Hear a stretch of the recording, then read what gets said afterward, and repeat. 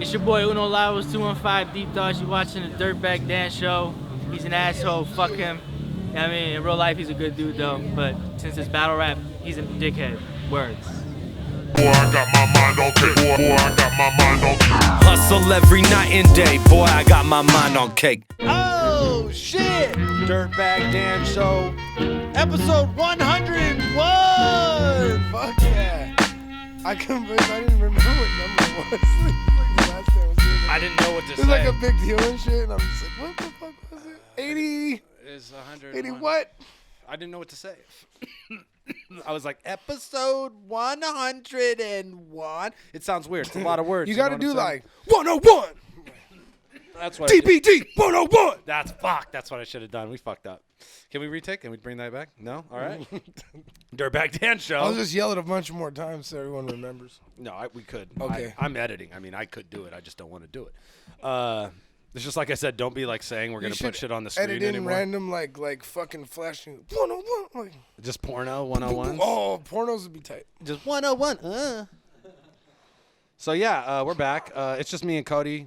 Because this episode is jam-packed full of interviews of other motherfuckers that I grabbed while we were on our little hiatus between episode 100 and now, including we were revisited by my friend G Mo Skee now that he's fucking famous, which is hilarious because he was here like 2014 or something. We just, independent kid off some Team Backpack Cypher action, and now he's like signed to Twisted's label and has like this crazy fan base that just keeps getting bigger and bigger and bigger. Oh, it's like Don't say it. What? You gonna hate on Juggalos right now? No, don't do it, bro. He's good. I've Don't heard do it. him. If you don't have at least, I'm I'm gonna tell you right now, if you don't have at least one Juggalo friend in your life, you're fucking up.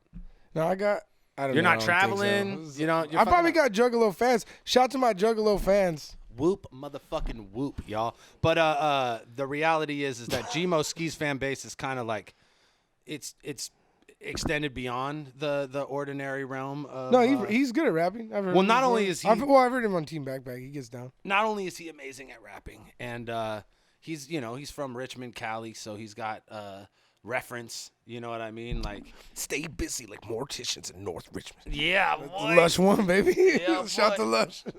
But yeah, he's also like, I mean, he's always been, when we were on tour, like he would meet kids. Kids would come to the venue, like folks that were fans of his. They would be wearing this hat. Meet that he Kids wears. is my new punk band. He, the fucking the G Mo Skee hat, like the fucking fuzzy. He wears like the it's like the fucking Megadeth hat. You know what I'm saying? Like the flap with the furry ears, fucking situation like that. Collection, yeah. Fur hat collection. So G Mo's always rock. He has like an insane fur hat collection, and that's like the G Mo Skee hat. So these kids would show up, and this was in 2014, in these hats, and then they would be like, "All right, like come out to the parking lot, and we'll play Smash Bros." And he would like systematically, like one by one, just destroy motherfuckers at Smash Bros. Like boom, boom, boom, boom. And then, like nobody, I never seen anybody beat him. Caustic thought he was hot shit, and he fucking mollywopped Caustic. Like we have a video of it. It's Caustic versus him, and he's just fucking dancing on him and shit. It's pretty crazy. But so he's like, there's like this anime and video game culture aspect to like his music, and this the people that I can listen fuck to with his that. shit. I'm an oh, anime it's totally head, it's yeah. the coolest shit, and like he just has a very as far as like his marketing approach goes. What's really cool is that he signed to this new label, and instead of like being like, all right, well this is what we think you should do. They're just like, keep doing your shit. Like, here's money to do the shit you've already been doing. Making money being yourself is the fucking best. Yeah, so it's good. It's good to see him, G Mo Skee, come back. And then later we also have an interview with my Tourettes Without Regrets homies, Jamie DeWolf, Asher, Dre. Well, was Jamie here? Yeah, we went to to go see Fedor fight at the fucking Tank. You guys were here right before. Yeah, I came to. No, he left. He left, then you guys came, then I met him over at the fucking SAP Center. We were supposed to see Fedor fight, and Fedor fucking Matt Mitrione gets sick day of. Pussy, bro. I don't know, Matt. I fought all time. Oh, no. Hella time sick, dude. I always show up. Hella time sick. No, yeah, Matt You should have Mitrione's just like, listened to Get At fuck Me you. Dog by DMX. That would cure everything. Yeah, fool. dude, you would have fucking. Yo, would he fucking hit whoever was holding you in that room? Your mother, probably? Dude, Fedor was there, too. He got in the ring, and he said some shit in Russian. He looked mad stoic. I was like, He said, fuck, "Get at me, dog," in Russian. He did the first verse to "Get at me, dog" in Russian. He's like, And he's just like, the translator goes, get at me, dog. He said, get at me, dog. All right. But yeah, we didn't get to see Fedor fight, but we did do like a long interview about the history of Tourette's Without Regrets and how like it Jamie's the still man. keeps freestyle battling lit even to this day. And it was honestly like our sparring ground. Like it was the Fresh Coast, like our dojo, you know, for a long time. I literally Tourette's. like owe my spot in the Fresh Coast to like fucking Tourette's, like completely. Well, shit, I think a lot of people do. I think it kept a lot of us active in battling in a time where there was this was post the 8 8 Mile and Yeah. and before grind time. So like there was this weird gap, and like Scribble Jam was like dying basically. We were watching when it I die, met you all know? you guys is when the year Scribble like ended. The last one, When we battled and shit, Yes, it was that was like the last prelim. I think I might have done one the year before that, but got knocked out early. But like that year, I got like 2 people. And, Yeah. like I think I battled like you and Subverse and shit or something yeah. like. Anyway, but like that at that time. I remember after the Scribble thing left, all there was for really that I heard of was fucking Tourette's. That was it. Yep. Even because I used to battle in Santa Cruz, they shut all that shit down too. Like it was, I don't know. No, it was that was it. And Tourette's kept it lit always Yeah. once a month, the first Thursday, and they still do it to this day. Actually, Frack is there tonight doing a compliment battle, and he'll probably do a freestyle battle too. And that's the thing, like Frack, Be Nasty, MC Dammit, those kids stay sharp. Freestyling. I've battled in B Nasty. B Nasty's beaten me like twice. Oh, that's funny because like he might. I think not I've show... beaten him once and he beat me twice. But he's still learning the written format. But if you fucking try to like go battle him on fucking stage, you know what I'm saying? Yeah, especially at Tourette's. He too, gets like, it in. Like he fucking gets down. He rides the beat. He like knows he knows his crowd and shit. Like, yeah, he's he's got punches and he doesn't do the same old shit all the time. Like, he can find ways to be funny. Like what we used to have to do, like improv in the moment, fucking, you know what I mean? You can't it's funny. just in beat battles. You can't just fucking overly multi-bar out. Like you have to present. And you have to gift wrap your shit for the crowd. Like, you'll you fuck know? yourself up if you do. Sometimes you'll have like a dope multi in your head, and then you'll try and say it, and you sound like an idiot. Yeah, you sound like an idiot because you're fuck. offbeat. Yeah, and then you're like, fuck, I can't. This guy can't rap on the beat. That's the worst thing. Like it's better if you don't have good bars and you rap on the beat. I knew. You know what I mean? That was my fucking. My like when I fucking entered the Scribble that year, that was like my burden was like I was just super like trying to be rappy and like I would just be off beat as fuck. And then, I did best when I was just fucking around, like when I would just be like, but definitely, and we talked about this with Jamie. It's a muscle, the freestyle muscle. Like if you don't work it out, yeah, you lose it. Yeah, and that's why I'm saying like Be Nasty, MC Dammit, Frack. There's a few other cats that come to the bots battles that are freestyling at least once a month. You know what I mean? Like some of them more, because there's like a Return of the Cypher is another thing that the homie Dre who's here throws, and they're like these guys are consistently meeting up and freestyling and battling and and doing all the shit that we used to do all the time. Yeah. And definitely it makes. And then we got too cool for it. We just focused on the writing, and it makes for better writing though. It doesn't make for better writing, but it makes for better performance of the battles, because when you flex that muscle enough and your writtens really well, you have an opportunity to do those really good rebuttals. Yeah. That's why Thesaurus is fucking amazing, because he never really stopped being good at freestyling. Pete's like rebuttal game in life is crazy. You ever see people try to fucking make fun of Pete on the internet? He'll just fucking boom, like cook him in one comment, like, and it's like he was like. It's always like a 5-minute response, and then like everyone is just like, "Oh, dead!" Like you just internet existence is in the shitter, and mom's disappointed again. No, no, but to me, like you're saying the freestyle, like me, like the last 2 times I entered. I'll fucking cook the first like 2 people, but by the time I get to the end, I'm out of fucking steam. You know what I mean? I don't got the freestyle. Like my freestyle muscle's weak. I can only lift a couple times. I have to like. I feel like, you know what I mean. It's like snowboarding, right? Like that first half of the day. I look like I snowboard? Like I used to snowboard and I haven't gone in years, but I feel like the first half of the day I'll be like getting used to it, but by the back half of the day, like since I know how to do it, I'll be like, okay, I can fucking carve front side and back side. Maybe I hit a few jumps and shit, but like that with freestyling, like give me a like if like we spent a weekend and we were just freestyling, by Sunday I would be, be like, back in it? I'd be in that. I'd be in the pocket because it's there. You know what I mean? Like, Yeah. all the muscles are there. It's just a matter of fucking, working them out and getting them back into shape. Bunch of metaphors for rapping. Pretty gay. Lyrically. It's lyrically lyrically flexing our lyrical muscles. Let's stop talking about that. flexing my lyrical muscles. Flex my lyrical muscles. That's so fucking hard right now, donkey. So let me sell some shit. First, subscribe. We need more subscribers. Tell your friends to subscribe. Quit being dicks. True. I should put that on a bumper You sticker. don't tell your friends that you should subscribe, then fuck, man. Fuck you. That's, I mean, for real. I got really high. If again. you don't go on your friends' computers and subscribe them while they're not looking, then fuck you, is what I'm saying. It's facts. And it's not like, look, Even if you don't have a computer, go to the fucking library. make fake accounts. Look, I'm not Read a book while you're at it, you idiots. This isn't like some professional organization where like someone's gonna pop on screen and be like, the thoughts of Dirtbag Dan are not expressed by Dirtbag Dan. No, I mean this shit. Subscribe. That's okay, and that's that. I wanted to say that it's important.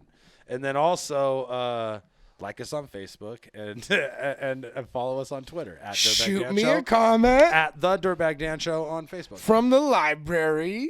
Also, They got DVDs there too. So I'm now running a I guess not medical, recreational. It's sold through dispensaries now because that's how it works in California. But hey, man, this shit is for recreational purposes. We getting high. Dirtbag dabs are available now. Like this is rosin that it's an exclusive strain of OG that only I have access to. We're calling it DBDOG. You get these beautiful gold pucks.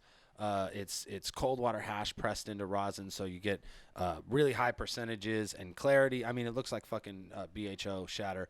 People who have purchased it have had fucking raving reviews, and I would like you to do the same. If you live in the South Bay, go to Purple Lotus. Shouts out to Purple Lotus for being like a legit dispensary and being the first legit dispensary to carry my product. And then also there's a delivery service out here, Broccoli Barrel, that we've been fucking with for a long time. And the phone number's on the screen. You can call Broccoli Barrel, 408-500-6989, and fucking order some Dirtbag dabs, you bitch. If you take a picture with the shit and put it on Instagram and tag me, I'm gonna pick one person from now until the end of the month, and every month I'm gonna send someone a T-shirt. So, Dirtbag dabs, it's the shit. I don't mean like the shit, like it's the like THA shit. You know what I'm saying? Like I told my wife, I was like, if I say, girl, you're not the one, you're the two, that means you're the shit, and she wasn't feeling it at all. yeah, girls don't want to be here. They're turd. I said, you're the two, girl. You know you're the two, girl. Hey, She's girl, like, that's fucked you're up. a straight turd, girl. That's not going to fly around here. So, all right. So Dirtbag dabs available now. Buy that shit. Smoke that shit. It's fucking weed. And we getting high, bitch. We getting high. Weed's tight. It's in a medical bag, bro, but that's just because that's how it got to be. But let's be real. This shit's wreck. And fuck, like, if the federal government trying to shut this shit down, bro, we all the way out here in Cali. DC seems so far. You know what I mean? Like, Know what I'm saying? come, like, you can't fucking stop me is what I'm saying, essentially. Put that on the internet and smoke it. Like, I'm smoking these fine On dabs. the internet. Right On the internet. Internet digital. Oh, blazing fuck. it. We're digitally fucking hamming on these hoes. I got a tinfoil cap on this little bottle Hamming of on these Jameson. hoes. Yeah. All right, man. All right. What else? Okay, so I'll be in Colorado next weekend. Yo, best. Where you going? What part? I'm going to Aurora and fucking I can't remember just Denver area. I've been to Denver and Colorado Springs. Colorado Springs had the best chocolate milk I've ever had in my life. Wow. Hands down. That's crazy. Like, how does that work? Because like the cow was like straight out. Oh no, I didn't even know straight what out the fuck the it was udder? called. Did you get it straight out the udder? It was a local chocolate milk that I had, and Yo, was it a black and brown cow, and did you get it straight out the udder? I sucked that cow's titties, man. Yeah, that's the only way you could wrap chocolate milk to me, and I'd be like, okay, we got to try that shit. So yeah, Colorado body bag battles. I'm actually doing a comedy show with Uno Lavos next Friday. Which ones are body bag guys? Who Which ones are body bag guys? The Colorado guys. I don't know. I went out and did. I believe it was body bag Are they battles. the ones who had Diz and shit? Like they have like They had Detour Mr. and They all had those Mr. dudes? Biscuit. Remember Mr. Oh Biscuit? yeah. Biscuit was tight. He battled D-Lord. I remember Yeah, that. he caught that body from me. I came and served him, bro. I hopped out the tour van like, what up? Served, and then I hopped back in the van. I was When like, are you going to "Peace do out." that? I'll battle Mr. Biscuit He said, if me and Dan could go together. Let's do this. I don't even know if Mr. Biscuit is in the game anymore, bro. Oh, He you might have don't- got you don't want served. this anyway, He so. might have got served out the game. But I mean, Bitch goes, baby. Those kids. Yo, but body bag battles. I'll be hosting battles on Saturday for body bag, and flyers on the screen, by the way. And then Friday night there's a comedy show, and I guess magicians too. Fuck, it's gonna be a shit show, bro. You gotta come to this shit. If you live in the like Don't miss Denver, that magic. Aurora, Colorado area, bro, you don't miss this magic. Cause I'm gonna go ham, dude. Like, first of all, I'm not driving. Just I'm gonna hella get stoned. shitty. Colorado's the only place high I'm gonna enough go Ralphie May, to where bro. you can do magic and they're still impressed. I'm gonna. It's like weed's been legal so long that magic's cool again. You know, hey, look. If they don't put me on after Uno Lavos, I'm gonna throw a fucking shit fit. And when they throw me on, and when they inevitably throw me on after Uno Lavos, I'm just gonna shit on him for the first like 5 minutes of my 15-minute set. I'm gonna be like, what the fuck was that? You fucking piece of shit, Bill. You're super like disrespectful, like you're kidding. Yeah, Just like just- super scorning, like Just super. you piece of shit. Oh man, You're that was- worthless. Hey, everybody, how much fucking trash was? Maybe he should be a garbage man instead of a milkman, right? Because he's fucking garbage, right? Am I right, guys? Is he a milkman? Is No, that that's what we used to say. I don't know. one of those I things? never know. You're whatever job I say you have. Arsenal drives a short yellow bus, and you're a milkman, and you are what battle rap says you are. You is What whatever does battle you rap say you think is. I am? No, I don't. They don't know. They fuck, man. They just think you drink a lot. I do. So they're accurate. They got a good. They got a You good ain't handle on lying. you. I just drink a lot and rap better than all of you. Just kidding. This is the asshole episode of the Dirtbag Night Show. So yeah, Colorado next weekend. Come see this shit, bro. Please holler at me for details or whatever. And then the only other big piece of information I wanted to share with y'all is that It sounded like you said big pizza information. yeah, that's just what you Oh, heard. so woo! That's just what you. I was gonna buy a ticket to the event right now. Big pizza information. You talking about big pizzas? No. Oh shit, dude.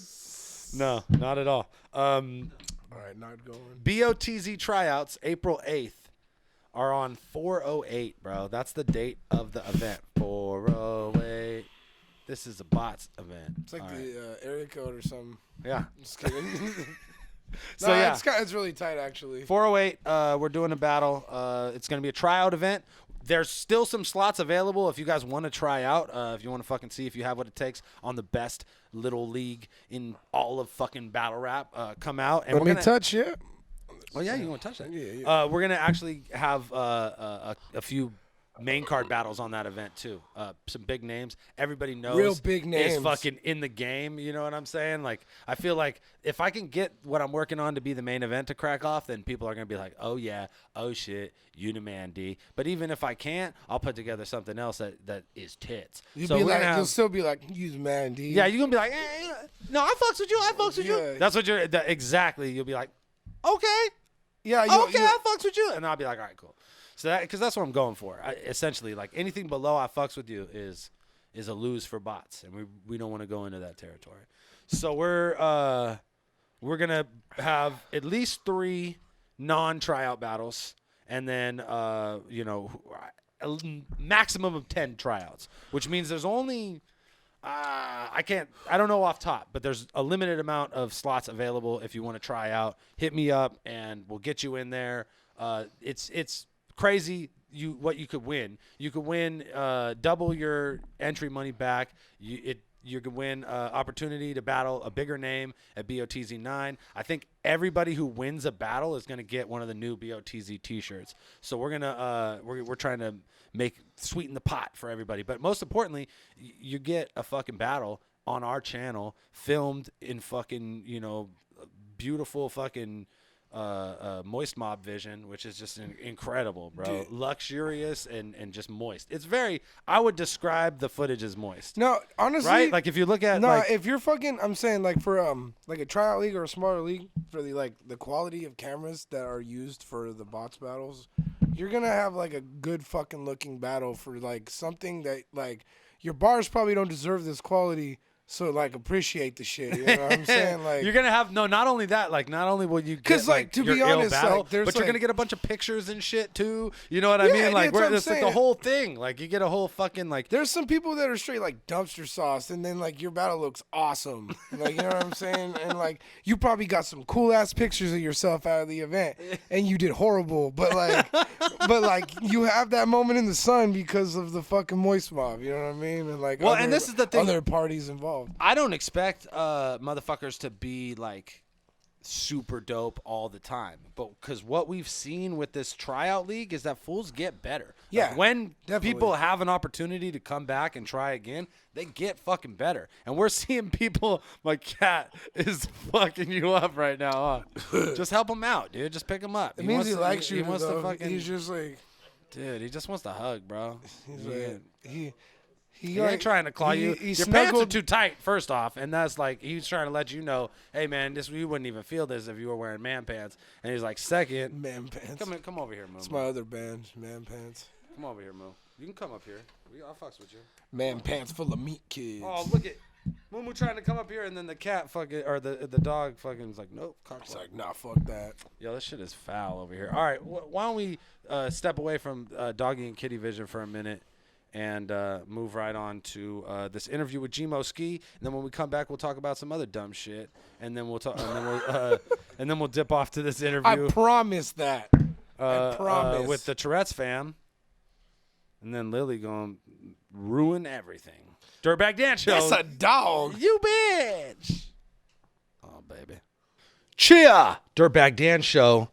You bitch. I got a special guest in the studio with me. Ladies and gentlemen, the one and only G Mo Skee. What's up, motherfuckers? He's back. He's back, right. y'all. That's dope. Last time you were here was 2014. Yeah.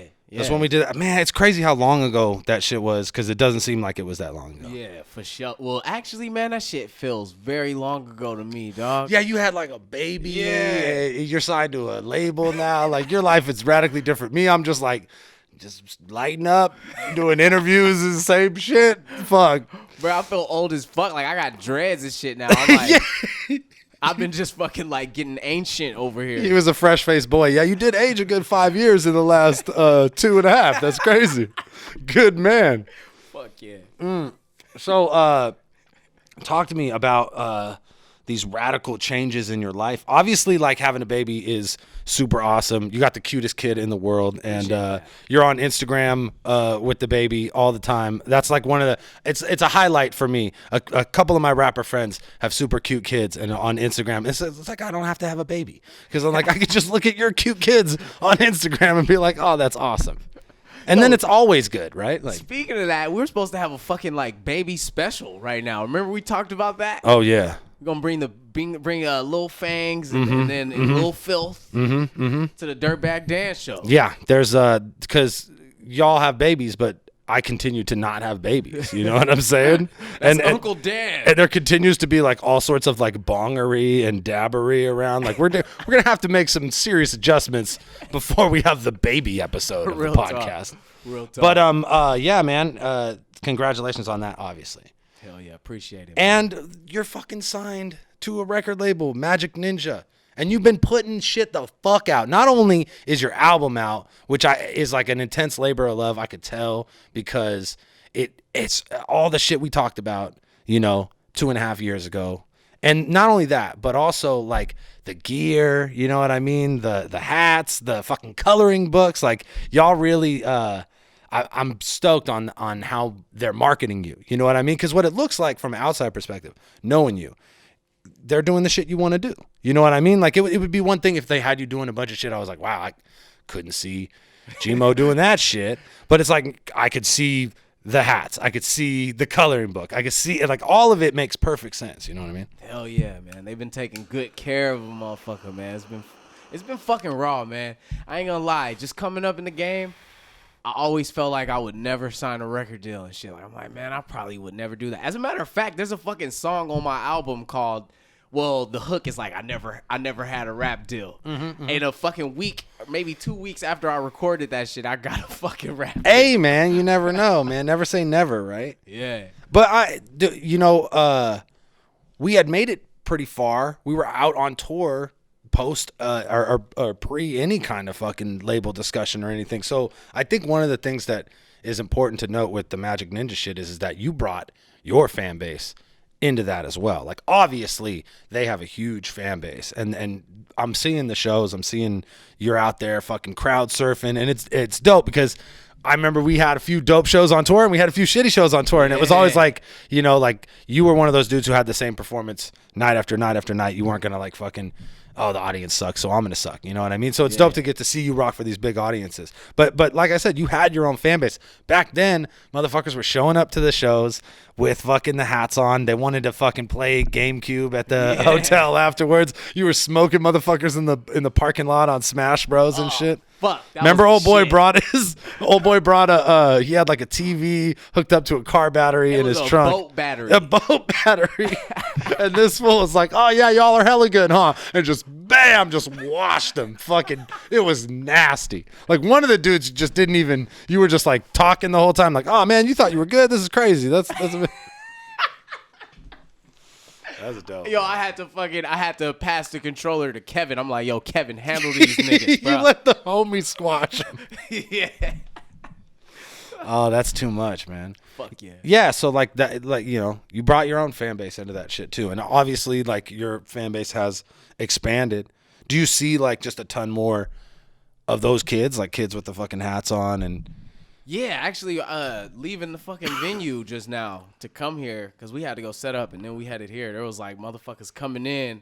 They all had hats on and shit. Like G Mo hats and shit. It's fucking raw, man. And I think it's dope how Magic Ninja, the label, they really fuck with my vision. And they kind of, I learned a lot about myself just fucking with them. Like I learned how fucking not creative a lot of motherfuckers are. Like yeah. A lot of motherfuckers just like don't, because I like the label. I don't think they expect me to be so fucking particular. 100%, or have so much input as far as like what you want to do versus like what should I do? You know what I mean? Which I think in a sense like I'm someone who's had multiple like distribution deals but never had a label deal, never had management. So I always had to think of my own shit to do. You know what I mean? Yeah. So to me, it's like crazy to lean on anybody. But I've had homies who have been signed to labels, for years and years and years, or even started like that and then aren't now. And then they have that problem of like, they don't think of ways to market themselves. Yeah. You know what I mean? Which is kind of like, as an artist, if you're not in the process of physically like making music or performing music, what else are you doing? You know what I mean? Like you're supposed to be thinking of ways to get your shit into the world. So yeah, I'm sure they are surprised because you are someone, like I said, that like all this shit, you had these ideas, when we were on tour in 2014. So now you're just executing them because you have the support of a label that's like, yeah, we'll fucking make this shit for you. Hell yeah. It's fucking ill, bro. I could be an asshole. I mean, I don't act like an asshole, but I feel bad. Because it's like every little thing, I'm like, wait, hold on, man. You got to move that shit to the left. Put a fucking hat on that shit, bro. Yeah, no, that's dope. That's dope. Yeah. Right? No, you got to, because it shows intention too. You know what I mean? Like, and I'm sure that they respect that as well. Because ultimately, like, what your fans are going to fucking want. And your fan base is growing through their fan base. So it's just like, it's a no-brainer to kind of give you the reins as far as like, how should this shit look? You know what I mean? Yeah, hell yeah. I love it. I love the look of all this shit. It's so fucking G Mo. You know what I mean? That's like the whole thing. Like, to me, it's like I said, like it's great to watch because I could tell that it's your shit happening and not like somebody else's idea or somebody kind of like painting their version of what you're supposed to be on you. You know what I mean? Fuck yeah. So what's next? I mean, you just dropped an album. How long? Fuck, man. I'll be leaning on the same album since 2014. Like I'm about to put some new shit out. I'm at the point right now where I'm like, I don't want to play those songs anymore. I feel Like it. how now that you have like this vehicle of like getting your shit out in the world, how long is it gonna be till you fucking put another thing out just because you fucking can? You know what I mean? It's gonna be this year. They already gave me a due date for this shit. Oh, that's dope. That's dope. Well, that's good. That's motivation. You know what I mean? Like, Oh yeah. now, and it's a fucking job, right? Like, if it's gonna pay you money, it better be a fucking job, right? Oh man, I'm telling you, I'm more fucking inspired than ever. You know, just to fucking feel like a real thing.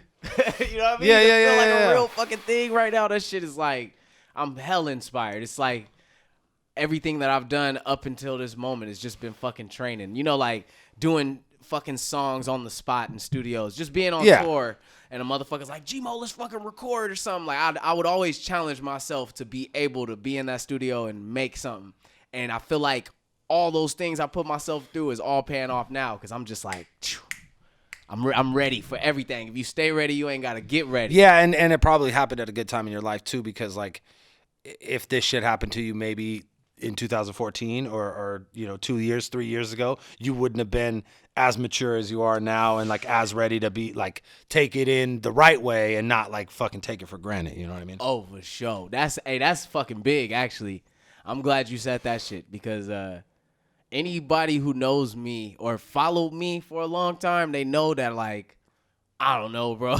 I've had a lot of fucking, like, fights and shit. Well, You know what I you're a mean? wild motherfucker. You're still wild. You're on Facebook every day, just like fuck all you bitches. I love it because it's great. It's great, and I know your fans love it too. But it's definitely, I could tell sometimes like, oh, this is direct confrontation with like some motherfuckers. You know what I mean? Yeah. So yeah, like you're definitely.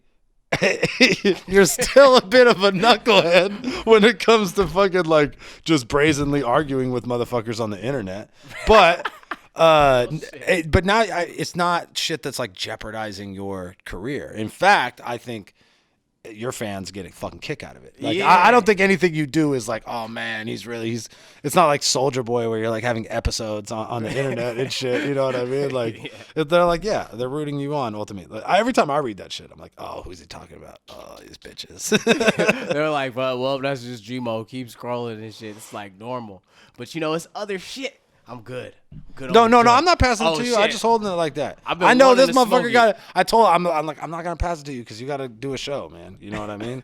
This is my show, and this is what I do. So we got to each train properly for the job. You know what I'm saying? Tonight I'm going to be in the audience like this. And you got to be on stage remembering lyrics and running around and shit. We'll smoke after, right? Fuck yeah. I got there my you go. weed. Yeah, there you go. I'm going to have another one roll for when you get off stage, too. Real shit. What? See now, and I forgot what we were saying because I'm fucking smoking weed the whole time. Shit, I was saying like, I feel like I've matured to the point where I could fucking work with, like, you know, managers and shit. Yeah. You know what I mean? Fucking managers and CEOs. I've always fucking had horrible problems with managers and CEOs and shit. And I fucking never hold back. I'm like, nah, bro, you're a piece of fucking shit. You could take you have easier time like taking direction or working with somebody working with your vision versus you just being like, this is how it's gonna be, motherfucker. You know what I mean? It's just, you know, I've put out hella diss tracks and I realize most of them are not towards rappers. You know what I mean? Like, they're all towards like record labels and like Yeah. managers and shit. yeah, so it's crazy because I fucking love Twisted and Magic Ninja. You know what I mean? Because I had got to a point in life where I felt like, yo, is it me or is everybody fucking whack and fuck? You know what I mean? Well, I feel like you're dealing with when you're dealing with motherfuckers who are like right there on the cusp of like being able to make shit crack for themselves, but like aren't breaking that seal or whatever. You know what I mean? Everyone's like, as much as like people are always like acting like they're upping each other, there's a lot of like fucking crab in a bucket kind of people like pulling each other down. So you deal with, I think, more shitheads at that level than you do at the beginning, or when you cross over to the point where you're actually making money off some shit, or like you're in a position where it's work, it's serious. There are people dedicated to your product. You know what I mean? Like, because they know that they're going to make money off that shit in the end. Ultimately, like that's what you want as an artist. Someone to look at you and think, oh shit, I can make some money off this shit. You know what I mean? So like once you cross over there, it's going to be easier. You know what I mean? You're going to, and I feel like you're also dealing with artists, right? You're dealing with people who probably dealt with shitty label shit before. For sure, yeah. So they're like less likely to be, dickheads to their artists, because it's just like with me running the battle league. Like I'm the easiest motherfucker for these battlers to deal with because I dealt with battle leagues all the time. I'm like, I hated, having to run around and get paid at the end of the night. Like, where the fuck is this dude? Like, you know what I mean? Like, I don't want to meet you at a hotel at 2 a.m. Like, just fucking give me the money, like, right when you fucking see me. So I do that. Like, you know what I mean? And all those little things, I feel like your label's probably doing the same shit where they're like, oh, I hated when they did this to us, so let's not do that to these guys. Oh, bro, 100%. That's nail on the head shit right there, bro. Fucking shout out to George. Shout out to Twisted, the whole Magic Ninja. Y'all my ninjas. Straight up. They're fucking awesome, bro. They take good care. Fucking super considerate, super easy to work with. Nobody's a fucking douche. Nobody's mean. Everybody's just hella cool, man. Well, that's dope. And it seems like you're comfortable over there. But you do have like people fucking saying shitty shit about you on the internet and shit, right? Like other rappers like, or what? Like, what's worse at this point? Like, like other rappers that you don't even know kind of beefing with you just on the back of like there being beef between ICP and Twisted, or like other rappers that you've known forever being salty that now some shit's cracking for you. You know what I mean? Like which group of people are pissing you off more currently? I'd have to say motherfuckers that I know, because I mean, fucking a random rapper or something, I'd look at that shit as fun. Like, fuck, bro, I'll diss the fuck out of you. That's fun. Yeah. But fucking to see certain people change up and just kind of, that shit's whack. Yeah, definitely. And it's kind of like par for the course, like I said, because right when you're at that point where it's like someone's gonna fucking make shit happen, you know what I mean? And then you do, you're like, oh man, of course I did. like how are you mad? This shit was going to happen, you know what I mean? Or like it wasn't, but I was gonna continue to fucking do it to it, you know what I mean? So it is, I could see that being like shitty. I don't know. It's like you're fucking G Mo. You've been doing the same shit. Like, so it's like it's hard to side with a motherfucker being mad at you for doing you. You know what I mean? Like, I don't see it. Yeah, motherfuckers just they don't understand it. Like, I think they just lose their mind over this move. You know what I mean? Yeah. But from my perspective, it's like, bro, I'm just working kind of harder and shit. You know what I mean? Like with this record label and CD sales and shit, like the money is there and we're making it, but it's not like, I think motherfuckers think I just got instantly rich or some shit. Like, no, nigga. Like, no, bro. Yeah. Fucking, I just think people. No, and it's if anything, it's like now there's more work, like there's more opportunities to make money, but it's not like it's a shitload more money. It's just there's more opportunities to make money than there was before. Because it's not like we weren't getting paid in 2014 when we were running around doing tours. Like, the boy Kung Fu is the fucking king, bro. I seen that dude pull racks off in merch, but ain't no tour manager, you know what I mean? And we're just night after night, this fool is just crushing it. So it's not like the money ain't there on the independent level, but it's just now you have an opportunity to, like, where fools are trying to, it's not just you trying to make it happen. There's other people that are, got your fishing lines in the water and trying to fucking catch, you know what I mean, and make shit happen. So fools think, oh, this fool must be balling the fuck out. It's like, nah, man, I have more work to do. If anything, like, it's cool. Like, it's definitely better than it was before, but shit, it ain't definitely like, you didn't roll up in the Bentley or nothing. Right. Oh, No. bro. I'll change up on you at some point. There's a certain amount of money you make, and even I'm gonna be like, hey, yo, what the fuck, G Mo? What's good, son? Where you been? Put me on some shit, cuz. I see you.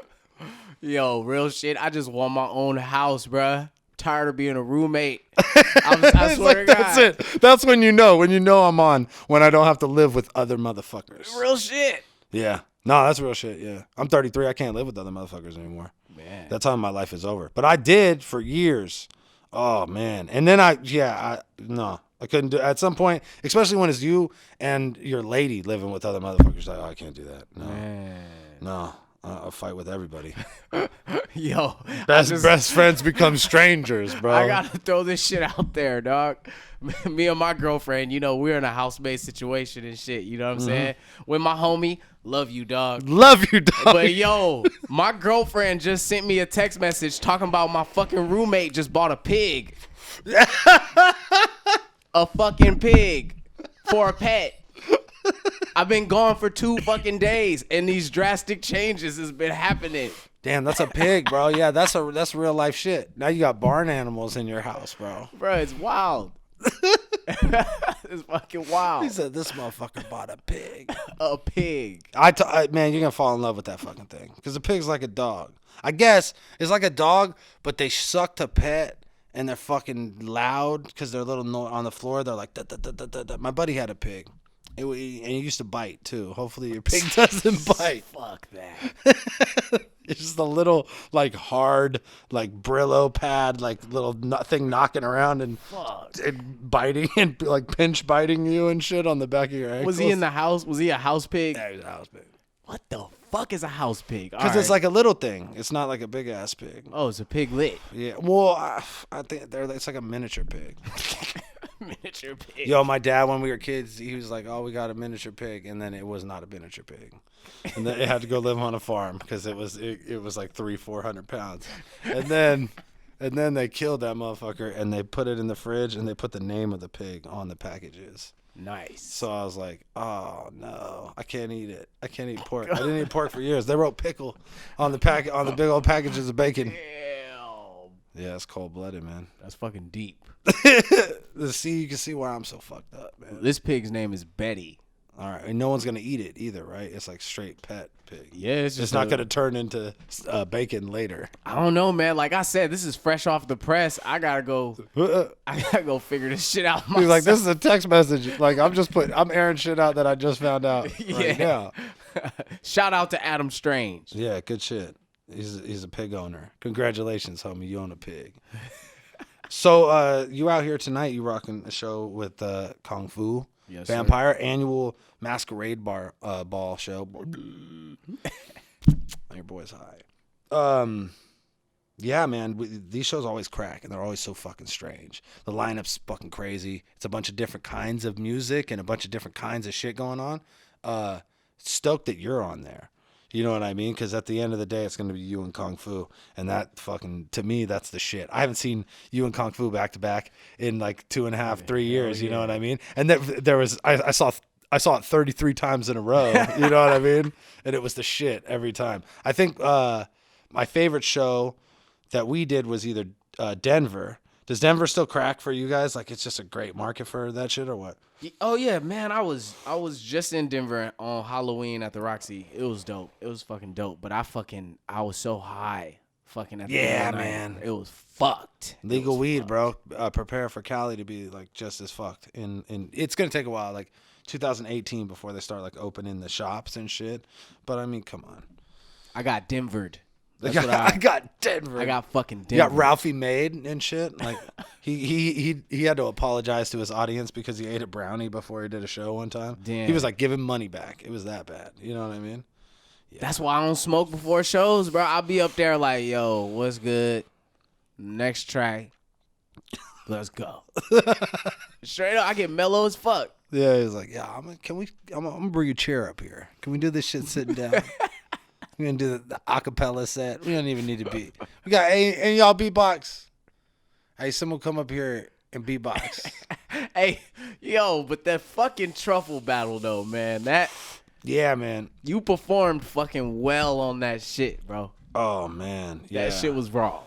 Yeah, magic truffles, a lot like, I would say, not quite as like powerful as mushrooms, traditional psilocybin mushrooms. They definitely like, they're just funner.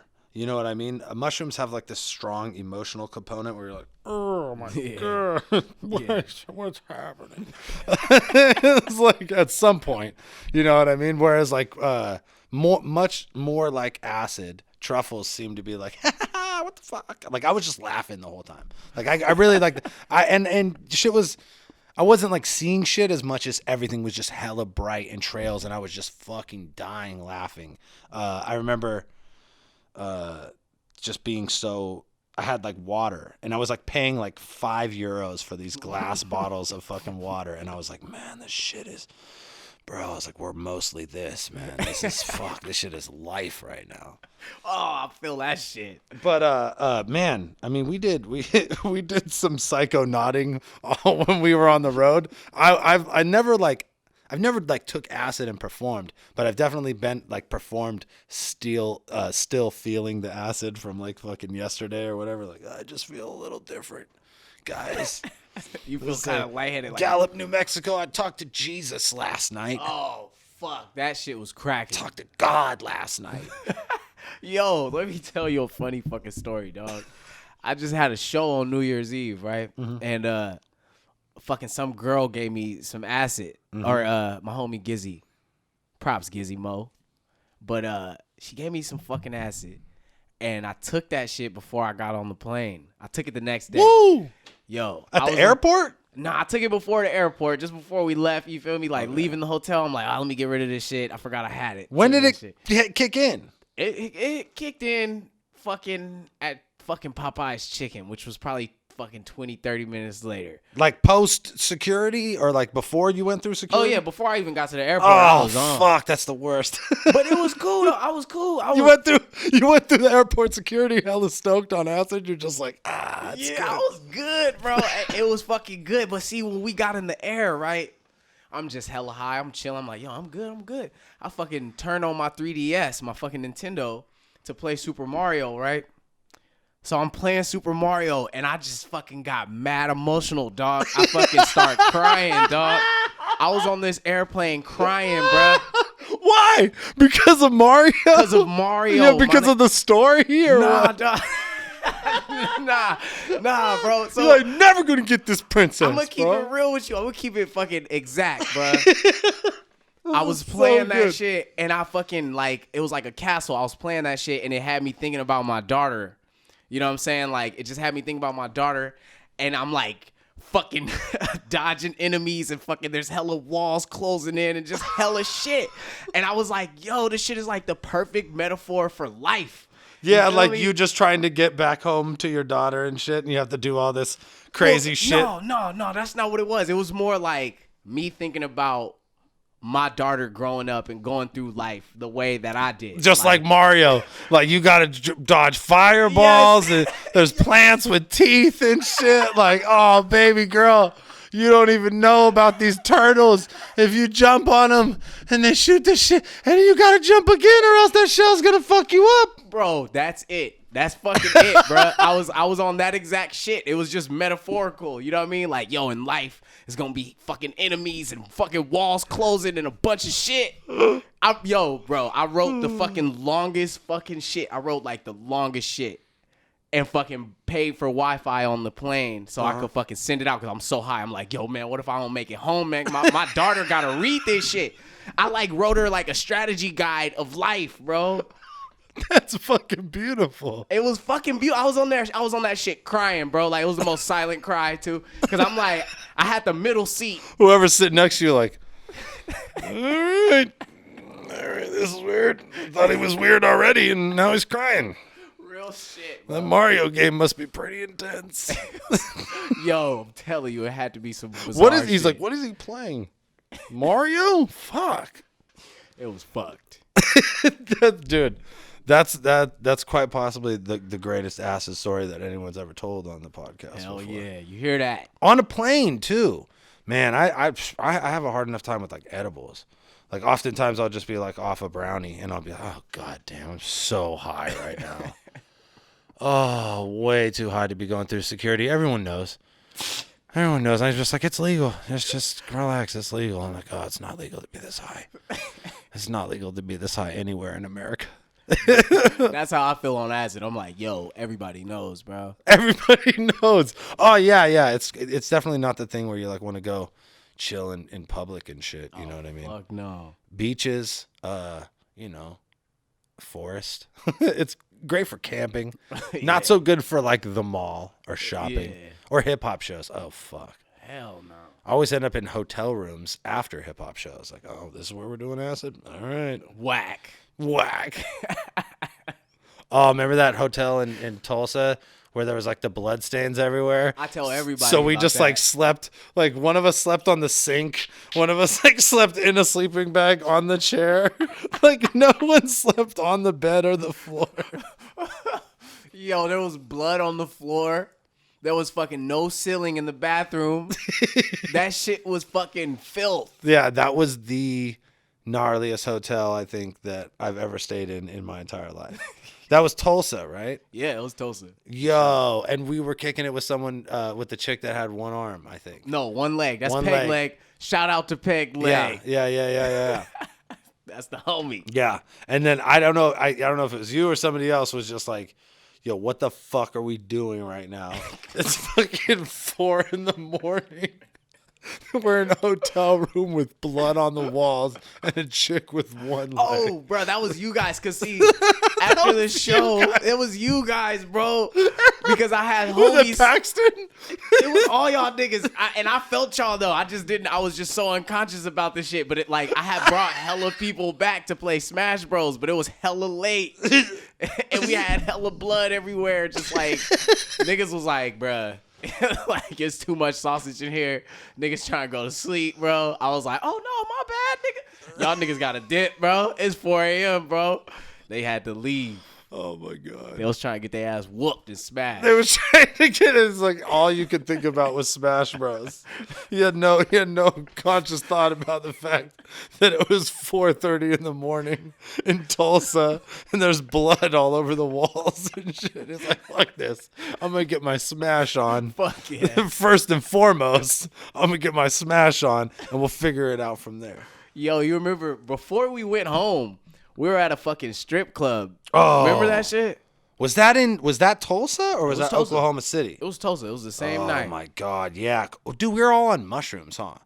No, me and you were on mushrooms. Oh my god. Well, okay, worst place to be on mushrooms ever. I'm like, oh god, these guys want to kill us. Let's get the fuck out of here. I'm like, all right, so I don't want to spend any money and I don't want to get stabbed tonight, so I'm just gonna go sit in the van if that's okay. Like none of these chicks are hot. This I is didn't even scary. make it in, dog. This is scary. Oh, you didn't even get in. I was in there, bro. They told me to take my hat off. Like I got to the fucking window and He's shit. like- I was like, I'm Gooch. I Get the fuck can't outta there. take my hat off. Bro, I was in there for like 15 minutes. Just like this. Oh no. No. Yeah, these motorcycle guys look mean. I don't, like I said, I was like, I don't want to spend any money and I don't want to get stabbed. So I'm gonna go in the car. Bro, that's how it was at the show. I don't know if you remember it, bro. Like I was fucking like after we took the shrooms, we went back into the show and was trying to chill. I was behind the merch booth and I swear instantly when I fucking thought to myself like, yo, I gotta get the fuck out of this building. You came up like, yo, G, bro, let's get the fuck out of here. And we just dipped off. We was chilling in the fucking tour van, eating halls and listening to Michael Jackson, bro. Yeah. Cracking. And that was the highlight of the night. And then these fools had to take us to shitty strip clubs and the worst hotels in America. It was like everything was all good when we were in the van with Michael Jackson and some halls. That was like, It was cracking. and we both at the same time were like in there looking at all these weird looking motherfuckers like, yo, let's get the fuck out of here, dude. Straight up. Everybody looks strange as fuck right now. Oh, man. Good times. Good times. for Well, sure. shit, man. I'm glad I get to see you rock tonight. I'm excited. You always kill it, and the new album is dope.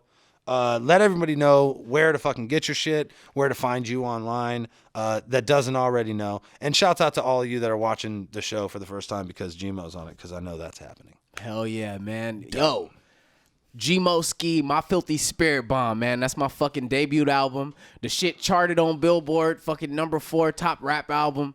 We trying to keep that momentum going. Yeah. So go fucking get that shit, man. You can get that shit on iTunes, Google fucking Play. You can fucking get a physical copy from twistedshop.com, gmoskimerch.com. It's all the same shit. Check out the music videos too. Yeah, the there's fucking dope music videos for this fucking album.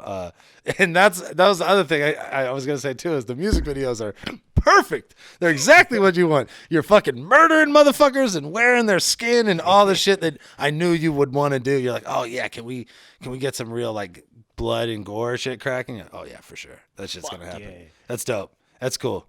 Because that's like it's like so much music videos is just motherfuckers just chilling, smoking weed. You're like, nah, we ain't gonna do that shit. Oh, I write that shit out. It's crazy. I write it out. They told me I had a budget. I'm like, for real? For real? Boy, I'm trying to cut a nigga's arm off. I swear to God, I went all out with that shit. Straight up. I'm trying to cut someone's arm off. How much does it cost to cut someone's arm off? We need to figure this shit out because we're gonna work the whole shit around that. That's the core of this shit right now. Real fucking talk. Oh, it's fucking beautiful. All right, man. G Mo Skee, Dirtbag. Yo, what up? Dirtbag Dan Show. We're back. Yeah. Dirtbag Dan Show. Nice to see G Mo Skee again. Nice to have him come by the studio. Yeah. He killed it too. He did a did. show He that night and he fucking shut it down. Shut up, man. You weren't even there. I was in spirit, my guy. Yo, so let's talk about the battle that everybody cares about right now in the world. And that's fucking Don't say it. Remy Ma versus Nicki Minaj. I don't know why everybody cares about it. Everybody except Nicki Minaj, I suppose, is like super invested in Remy this Ma was such classics as Whatever. And a verse on Lean Back. I'm not. Look. Like I'm not. She's getting her dick sucked in the video for Lean Back. Like there's this part where she's driving in the video, and then a dude's head comes up. Damn. But it's like, I guess you could eat a puss like that, but you have to have like crazy. Nah, neck you angle. couldn't. You couldn't. Not driving like that. She Like, couldn't actually- be driving. She was like it looked like she was in the city too, and if she was in New York driving like with that much spread of her legs like that it would require. And like I said, unless the dude had like some double joint shit going on, she had a dick. Okay, all right.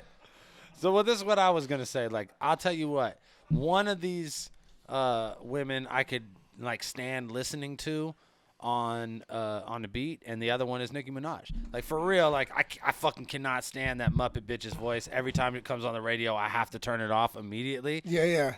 But I mean, is Remy Ma rapping over Ether really that tight? Like, No. is it really that tight or Well- groundbreaking or whatever? Like, oh, she did a diss song over Ether. She called it Sheether. Which is a terrible. It's like mind blown. Let's get to chopping this fable. Okay. First of all, like, okay, so when I heard this shit, I was severely disappointed because the Remy Ma I know, I remember I remember she was on like Pun shit. Like her and Big Pun have like Full Circle Get At Me Dog.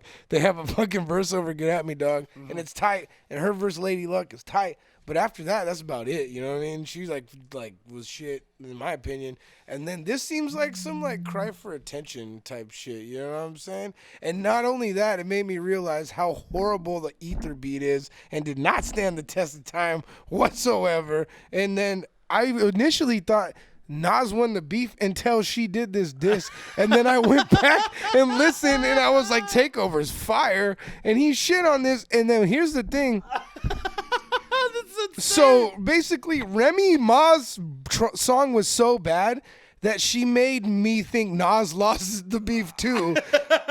You know what I'm saying? Like, she made me fucking change my mind after years. I was like, oh, this is a horrible beat. And I was like, this is the original beat this bad? Then I looked up who was by Ron Browse. Fucking dead giveaway. Remember that guy? No. Pop champagne. Whoa, that guy. Oh, my God. That dude doesn't have like a musical fucking bone in his body. And like... But anyway, Reverse live going in over here. shout out to Ron Brown. Send me Go some beats, on. baby. No, yeah, go on. Well, pop champagne. Why don't you? Fuck. Yo, but anyway, trash. Fucking, like, to me, I think Nicki's gonna do, like, when Jay-Z did Takeover, he did it before his album dropped. He sold mad fucking records off the beef. Nicki has an album coming out soon. If she did some shit like that, she'd sell mad albums probably off, like, a response record, because everyone on fucking Twitter is, like, beating their shit to it. So, like, if she responded, like, everyone, and put that shit on her album, everyone fucking go buy the shit, you know what I'm saying? And she, like, doesn't really need to respond because she's, like, probably doing something cool. And Remy Ma is married to Papoose, so. Damn. I just say, I mean, yeah, that was deep, bro. I mean, you had a lot of thoughts about that. No, I I'm don't just have- familiar with all parties, and I just thrown it together, and it's just like, I actually just remembered that she's married to Papoose, and he possibly could have ghost rode that trash because Papoose is trash. I'll say this, man. Put Like, you under the bus like a muffler. He said that once. I feel like So trash. I never think about. I think "Hit 'Em Up" is the greatest diss song ever. I don't. Corrupt I'm- calling out names is my favorite. I "Hit 'Em Up" is the one that I identify with the most, just because it's like at the end he's not even rapping, he's just fucking screaming on fools. Like, You know what's that's crazy? So, it's not. But I'll tell you what, I never think about the beat for "Hit 'Em Up" ever. I never think about the beat. I only think about the lyrics. Same thing with "Ether." I never thought about the beat for "Ether." Dude, that's I what only fucked it think up for about- me. Me too, because when Because Nas it's like, is going Eminem on, killed you on your own shit. Yeah, He's just like like- going in, like it's not even. He's Little- not even like it's the like- least rappy Nas Yeah. he even is. He's just talking shit.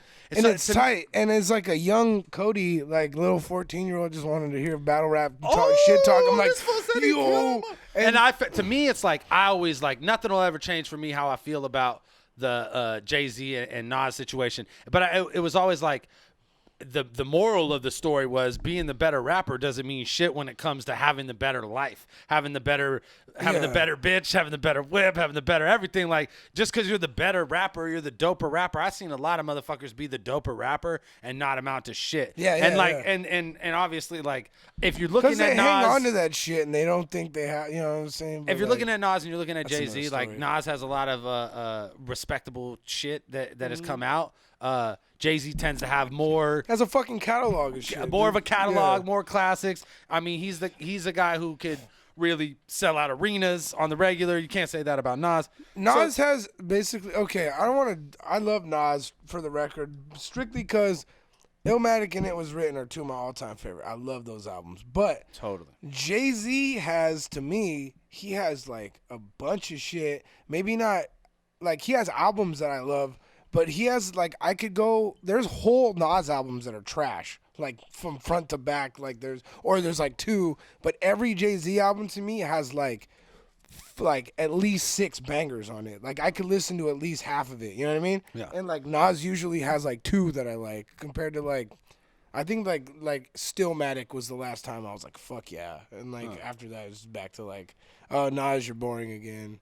Oh, he's gonna hear this and hate me because he watches Dirtbag Dance show. Yeah, totally. But in the like in relation to like the Remy Ma Nicki Minaj thing, it's like obviously like I do not like. I wouldn't say I hate. I don't really hate much in the world. I do not like Nicki Minaj's music. I can't even listen to it. Literally, like it comes on and I have to change it. I've never really, to be It's honest, the- I've never listened. It's her fucking cadence, bro. It's fucking in the mid. I know she's. It's just I've like obviously fucking, heard songs from her, but I can't like. I've It's never gone into it. you I know don't what even care. Like I can't bars or whatever. Like if your cadence is that of a fucking muppet, and I just can't. I can't get into it. But it's whatever because at the end of the day, like me talking shit about her. You know, you look like a sucker when you're talking shit about motherfuckers that are like ultra successful, and like especially when that motherfucker it happens to be a bitch that everybody in the world wants to put their dick in. So like Remy Ma coming out of nowhere and fucking nobody really gives a shit, and like it seems thirsty as fuck, and it feels like I feel like it really like is an identifier of like who your like old backpack like cheesy ass hip hop homies are. Like anybody who's like, oh yeah, Remy Ma killed that shit, yo. It's like, yeah, you're just like really like clinging to some shit. Cause the reality is that nothing about that's tight. Nothing about the Remy Ma shit's tight. It's just some like subpar ass like talking shit, and it's like if you really like that, watch a battle, cause fuck, like there's in a real battle, like you'll see better rappers have more witty, clever, mean shit to say about a motherfucker than Remy Ma could ever fucking think of in her life. You know what I mean? And honestly, like outside of this one time where she's talking shit about someone who people actually give a fuck about, is anybody looking for Remy Ma in the world? No, not at all. You know what I mean? Like Lush posted a picture. It was the inauguration, the Obama and Trump one, where it was like, it said, Remy Ma disses Nicki Minaj. Then it says Remy Ma drops an album. It's like no one there when she drops an album, and she drops a diss. It's like fucking packed out to the, you know. So it's whatever. Like it just looks cheesy. It looks thirsty. I'm happy that I don't identify with it because it makes me realize that I'm not an old cheesy ass motherfucker, bro. Yeah, you know what I mean? that's Like what I still listen to some fucking. I'm like up on, like, to me it's just like I don't know how to like take it. So like I just thought it was corny. I It's ain't like with that I don't know. I'm cheeseball like, ass shit. yeah, that's what I'm saying. It's cheesy. It's like, oh, the ether diss. Here comes the ether beat. Oh, that means someone's getting dissed. I just hate that someone thought outta that was like, no, you can't do this right now, Lily. I'm doing a podcast and you're a nuisance, and I'm doing drugs. I hate that someone like was in the studio like, yo, you should use the ether beat. And then everyone was like, yo, Call it Cheetah, Cheetah. because you're, that's you're a genius. lady. Yo, that's fucking genius. And then it works. Oh god, that sucks when people are so fucking easily duped into the dumbest fucking shit. But shouts out to Remy Ma for finding a way to be relevant in the world. Honestly, You doing better than me? yeah, fuck. I think. I'm No, not me- married, I mean, yeah. I'm not married to Papoose, so. No, yeah, I'm definitely. You're definitely doing better than us. So, yeah, but who are we to talk shit about anybody except this fucking bitch ass dog? So now, let's fucking talk to our friends from Tourette's Without Regrets about the legendary history of Tourette's, including how dope Thesaurus is. I feel like we were just sucking his dick a lot on this episode. It's kind of lame. Let's just remember Pete's fat and he fucking is hella cheesy with his girlfriend on the internet all the time. Dirtbag Dan Show. Chia! What's good? Dirtbag Dan Show. We in this bitch. Oh, we got special guest in the studio today. Holy shit. Tourette's Without Regrets rolling through. Super fucking deep. Please introduce yourself. Let everybody know who you are. Jamie DeWolf. Asher Kennedy. Duke the boss man in the building. What's happening? Chia! How y'all And doing? yeah, you guys did great. That was great introduction wise. For y'all that are like local to the Bay Area, you're probably familiar with Tourette's Without Regrets. Fuck, how long has that shit been running for? 99. You've done 99 Tourette's? No, it's since 1999. No, I was gonna say fuck. Like I'm trying to do the math. on my I haven't even fingers. sat down to count And how many count. that is, but that's a little scary. 12 a year since 99. 12 a year. Actually, it There used to was be two. You do the twice. math. It used to be twice a month. to be So I seven realized that was Tuesdays. going to shorten my life by a decade, about every other year. Yeah, So, yeah, for sure. so then went to once a month, and we've been pretty much once a month without stop, rain or shine, for years. There was one spot when the original Oakland Metro shut down, and there was this like kind of crazy 6-month period of the what's known as sort of the outlaw warehouse shows. Yeah, I remember going to one Outlaw Warehouse show, and I remember there was also like was that when you guys started doing the X-rated show, or was it like when did We that even- like? Some X-rated shit happening there. That's yeah. So the, So well, the Outlaw shows were just like X-rated yeah. because I Yeah, feel like I was like Outlaw during shows- that time period I think Yeah. we did I went to like an X-rated one and warehouse one. You know. What I Well, there's the official Triple X Tourette's, which is at the Mitchell Brothers Strip Theater in San Francisco. Amazing. So, which you can do full nudity at because Yeah. you can't sell booze. Yeah. And so I actually knew the gal that runs it. She's the daughter of Jim Mitchell. Mm-hmm. And in the movie Rated X with Charlie Sheen and Emilio Estevez, she'd be the daughter of Emilio Estevez. Nice. And and her father actually shot and killed her uncle. Oh, wow. And that's in a whole gun battle, like in their living room. And Cocaine. she ended up taking Hell of a the theater over, and so it's actually one of the only independently run strip theaters in San Francisco. Wow. And I went What to do you high mean school there. independently? What is there like a union for strip There, theaters? well, a or lot what? of them are actually connected, like stuff like Deja Vu and Centerfolds and stuff. They have like their own little collective where they share advertising, and I got you. porn Yeah, stars go from one thing to the other, and she just said like the dancers have different rights and whatever. But anyhow, when she took it over, she was like, "Hey, what do you think about doing a Tourette's here?" I was like, "You fucking Hell kidding?" yes. Yeah. Yes. And Absolutely. it's just gotten more insane every single. That's like a sellout show every single time, right? Yeah, and it's just got more insane every single time we've done it because you just have to. I mean, how do you outdo full nude stripping? You know what I mean? Yeah, So, yeah, but you guys have figured out ways to do that. Do it twice. Like- just do it twice a night. Crazy. Yeah, and now we even do 2 of them in a night. do- so we do 'em twice and a they night. they both of them sell out. So we have another one coming up in April. That's crazy, man. You should Those come perform Yeah, at I would love to, man. I would love to. I feel pretty like I fun. could like cater a set perfectly to that. I know Reverse Live was at the last one, and he was Yeah. fucking stoked. He had a blast. Yeah, I love them getting some of those rappers there who are just like, holy Oh my shit. fucking god! Because Tourette's is enough of a holy shit, oh my god Yeah. thing. So when you take it to like the strip club, it just amplifies it. You know what I mean? It's definitely the performances.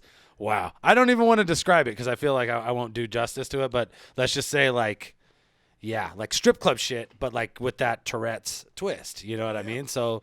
You know, it might be blood instead of champagne that's flying out of fucking, orifices and whatnot. You know. Well, what I think it's even gotten weirder over the years because as I was doing Tourette's and it sort of like evolved with a lot of what I was doing outside of Tourette's, and I host a lot of circuses and tour with them, and so it had a lot. There's a lot more sideshow performers and circus performers. We got a guy hanging bowling balls from himself, like from his junk from the next show and shit like Nice. that, and people getting stapled left and right with dollar bills, and that's like basic sideshow stuff. But Yeah. when you incorporate that in the same arenas as burlesque and battle rap and everything else, Yeah. people lose their shit. To me, it all exists in one awesome little happy universe.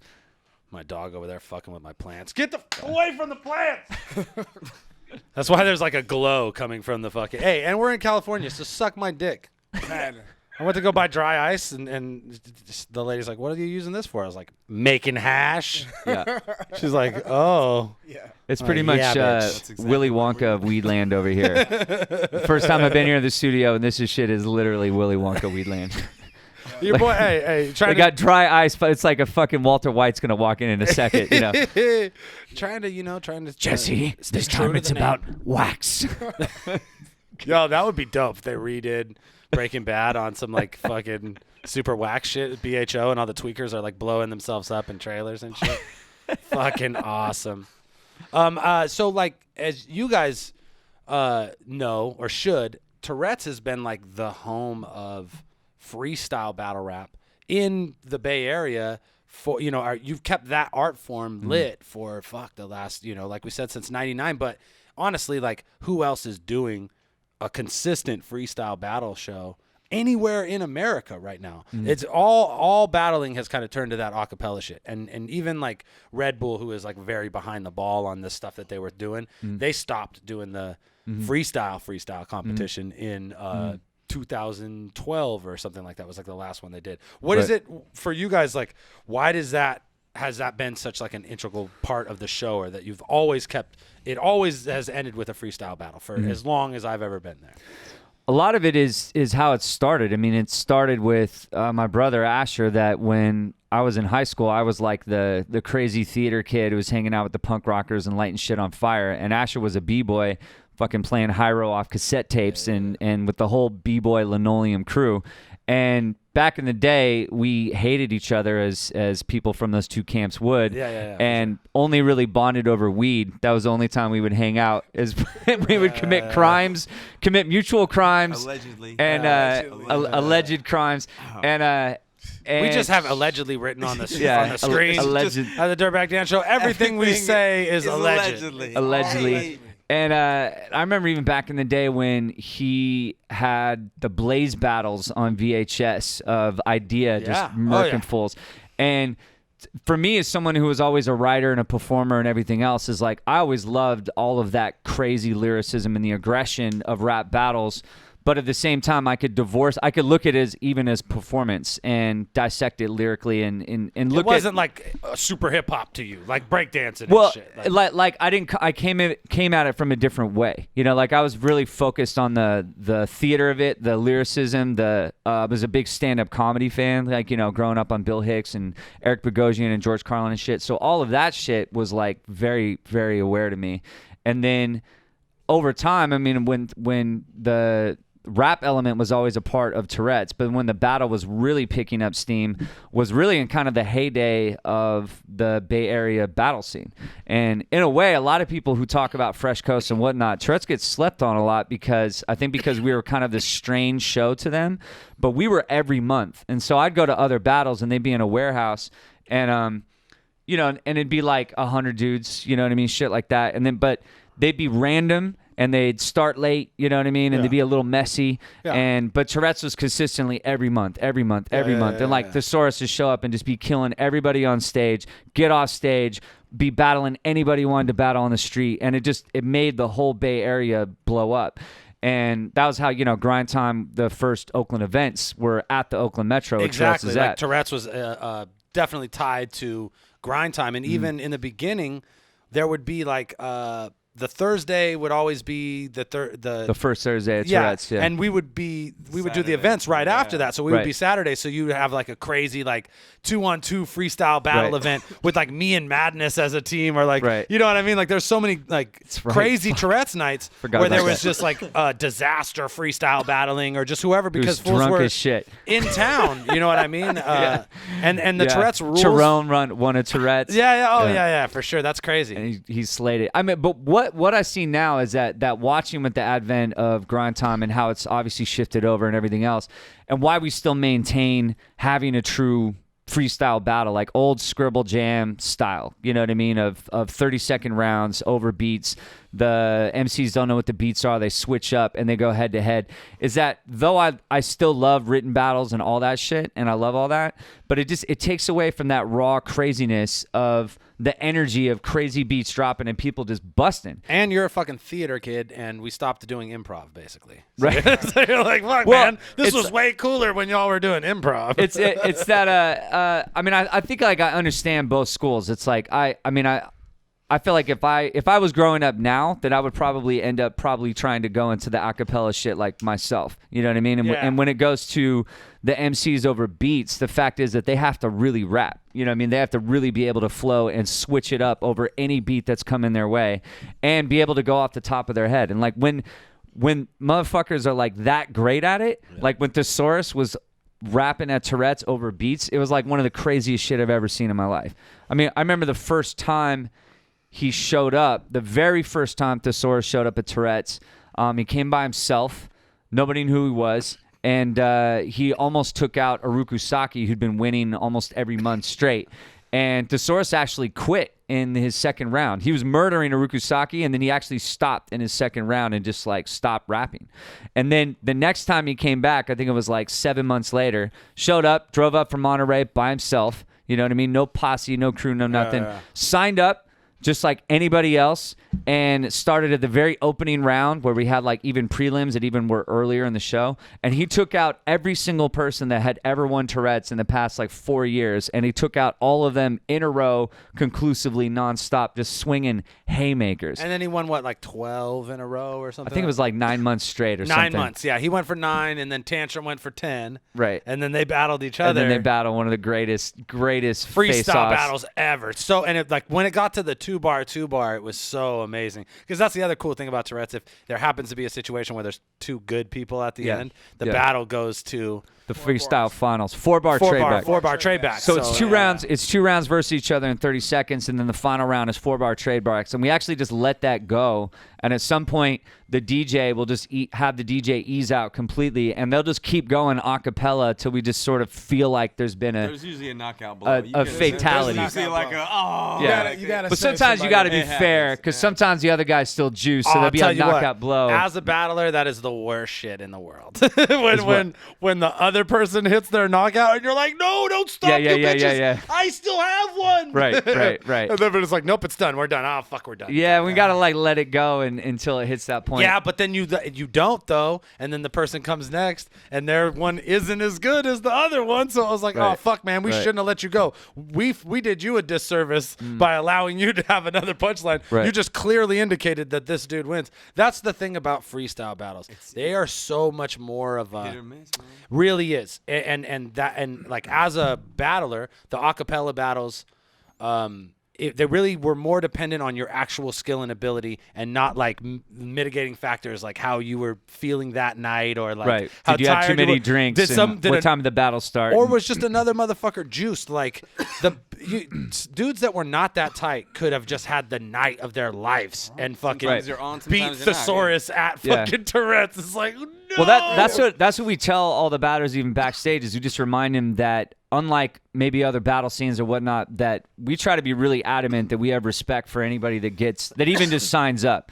You know what I mean? I don't really allow the audience to like boo shit like none that. of that shit. Yeah, I mean, because to me, it's like sparring. It's like, you know what I mean? If someone has the guts to at least get in the ring, you have to show if it's them that not respect. their night, if it's not their night, that's going to be for anybody. It's just not going to be their night. This shit's going on in their life or whatever. And freestyle is a test of that, you know, and then someone who also loves fights, you know what I mean? It's like everyone in there is good. Some are better. Some are the best, you know what I mean? But everyone's got guts to be able to get in there. To me, the reason why also we keep to the old school battle shit is that Tourette's is like a very live, raucous environment. So it's like, it's still a concert in a way. I mean, we have circus performers, we have fire, we have people hanging from the ceiling, we have stand-up comics, we have beatboxers, we have breakdancers. So like, to keep that energy up and to still have dropping beats that people are able to rock to the beats. And also, if someone is whack as fuck, at least the beat might be dope. You know what I mean? So that's true.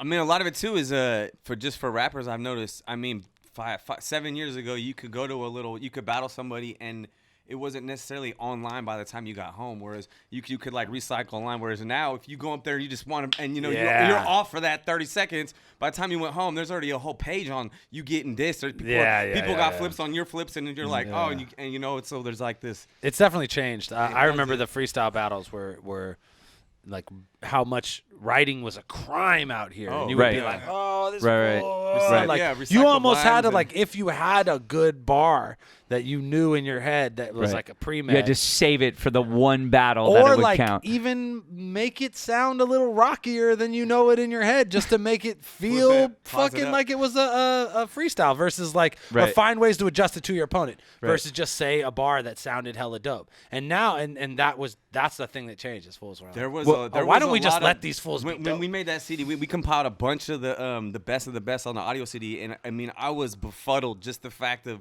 so many people would just hit this. You're like, I don't remember them, but 8 years later, like, oh, this dude uses the same line here. Every battle, like, oh shit. And some of them, to be fair, some of them to be fair, watching even the new cats like Frack and Be Nasty and stuff like that. There's also points where they're just high as shit and they're freestyling and they're like, fuck, I already said that, and they just, it's, I mean, to me, it's like you got to give him some of it is just a crutch. It's just like brain. But I will say this. Which is what's scary about Thesaurus is that motherfucker never repeated a single line. Yeah, I'm literally. See, that's the like, thing is it's crazy. He was the best freestyle rapper that there was in a freestyle battle that I ever seen in my life. He was like Chuck Liddell when he was in the prime, because he had that same Wanderlei Silva attitude where some people get up there and they're like, yeah, I'm rapping to the crowd, I'm flowing. And Thesaurus, every single battle, he's like, this is a fucking fight. Yeah, swinging. Like, every line is trying to take your fucking head off. Yeah. And that was what he did the very first Tourette's he won. He just literally was like swinging at everybody, and they're like having a good time, and they got their fans, and they're making little jokes. And Thesaurus is like, I'm literally gonna knock you the fuck out. Yeah. Everything about you, get the fuck off stage, and it's just pure aggression. Just gonna kill you. And he was the best at that. And I think that no one can be the best at the written shit.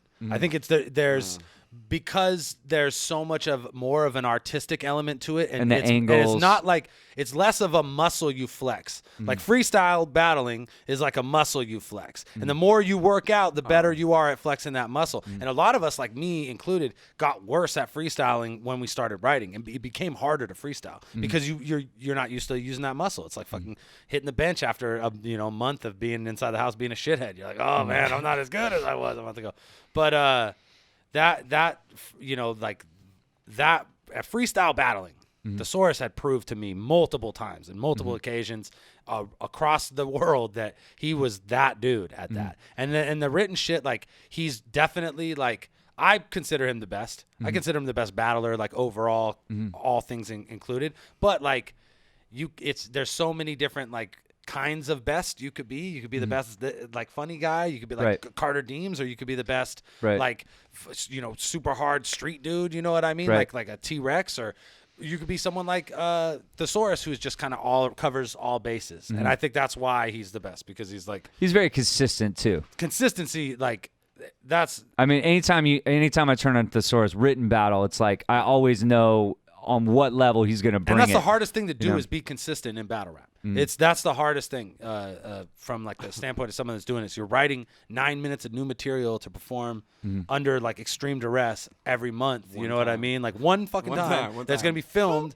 and you never know. Like you could practice all day, but you never know what's going to happen in the moment. Right. And you're going to fuck up. You know, the more you do, the more chances there are to fuck up. And he is consistently the best. Like he consistently does good, and everybody has like little stumbles here and there, but like this fool has 3 solid rounds of material for every battle. It's not like he has, if he slips, he gets right back on it. It's not like he had a bad round. Too. Like, I mean, a a lot of people 100%. just got all written when it switched to writtens. They would never freestyle battle, but they killed it at the writtens. Right. But then, Right. then they're like, I they mean, got you see- no rebuttals though during the live. You see thing, Thesaurus's where eyes it's that light up combination. Just when training, someone man. was really coming at him. You see his eyes light up. And the other thing I got to say about it too is that I mean, he was a fucking cool dude to work with. He was always chill. He was always respectful. He was always nice. You know what I mean? Like he did not hesitate to fucking go after anybody. But I mean, he wasn't a dickhead. You know what I mean? Like there's so many rappers that have such a bloated ego for no fucking reason. Well, it's a lot of it. I'll say this, in rappers' defense, a lot of times it's like you come from a world where you're supposed to be putting on like a certain character, you know what I mean? Yeah. So like, fortunately, Thesaurus, and I definitely like, modeled the way I do my shit after the people that I was doing it with that were having success. He didn't try to build his character to be someone that was so far from who he is as an actual person. You know what I mean? Right. So he doesn't have to be pretending to be a fucking tough guy at the club. You know what I mean? There are rappers who like their personas are a fucking tough guy, and if they let you think different, then it's gonna Can't be have fun, man. it's a rough thing to do. Yeah, It's a rough life to set up for yourself. I'm sure it has they seem to get more bitches and they wear nicer clothes. So I'm sure it has. So they're succeeded somewhere. It's got its benefits too, as well as its drawbacks. But I will say that that's what it is. It's like he never created a persona for himself that he had to like act outside of himself to keep up. And I try to do the same thing. Just be you, and then you don't have to fucking sweat it when you're, like at the bar kicking it. Like, oh man, I hope these motherfuckers know that I'm the best. You know what I mean? Just be real. He never had to do that. Like, and that's definitely something that I respect. For. Something I wonder about though is that why people are more hungry to have that old battle shit over beats. You know what I mean? I mean, to me, it's that there's such a different energy to it, and I understand that it's. I think it's just because it's dated. It's dated, huh? and it'll come back around.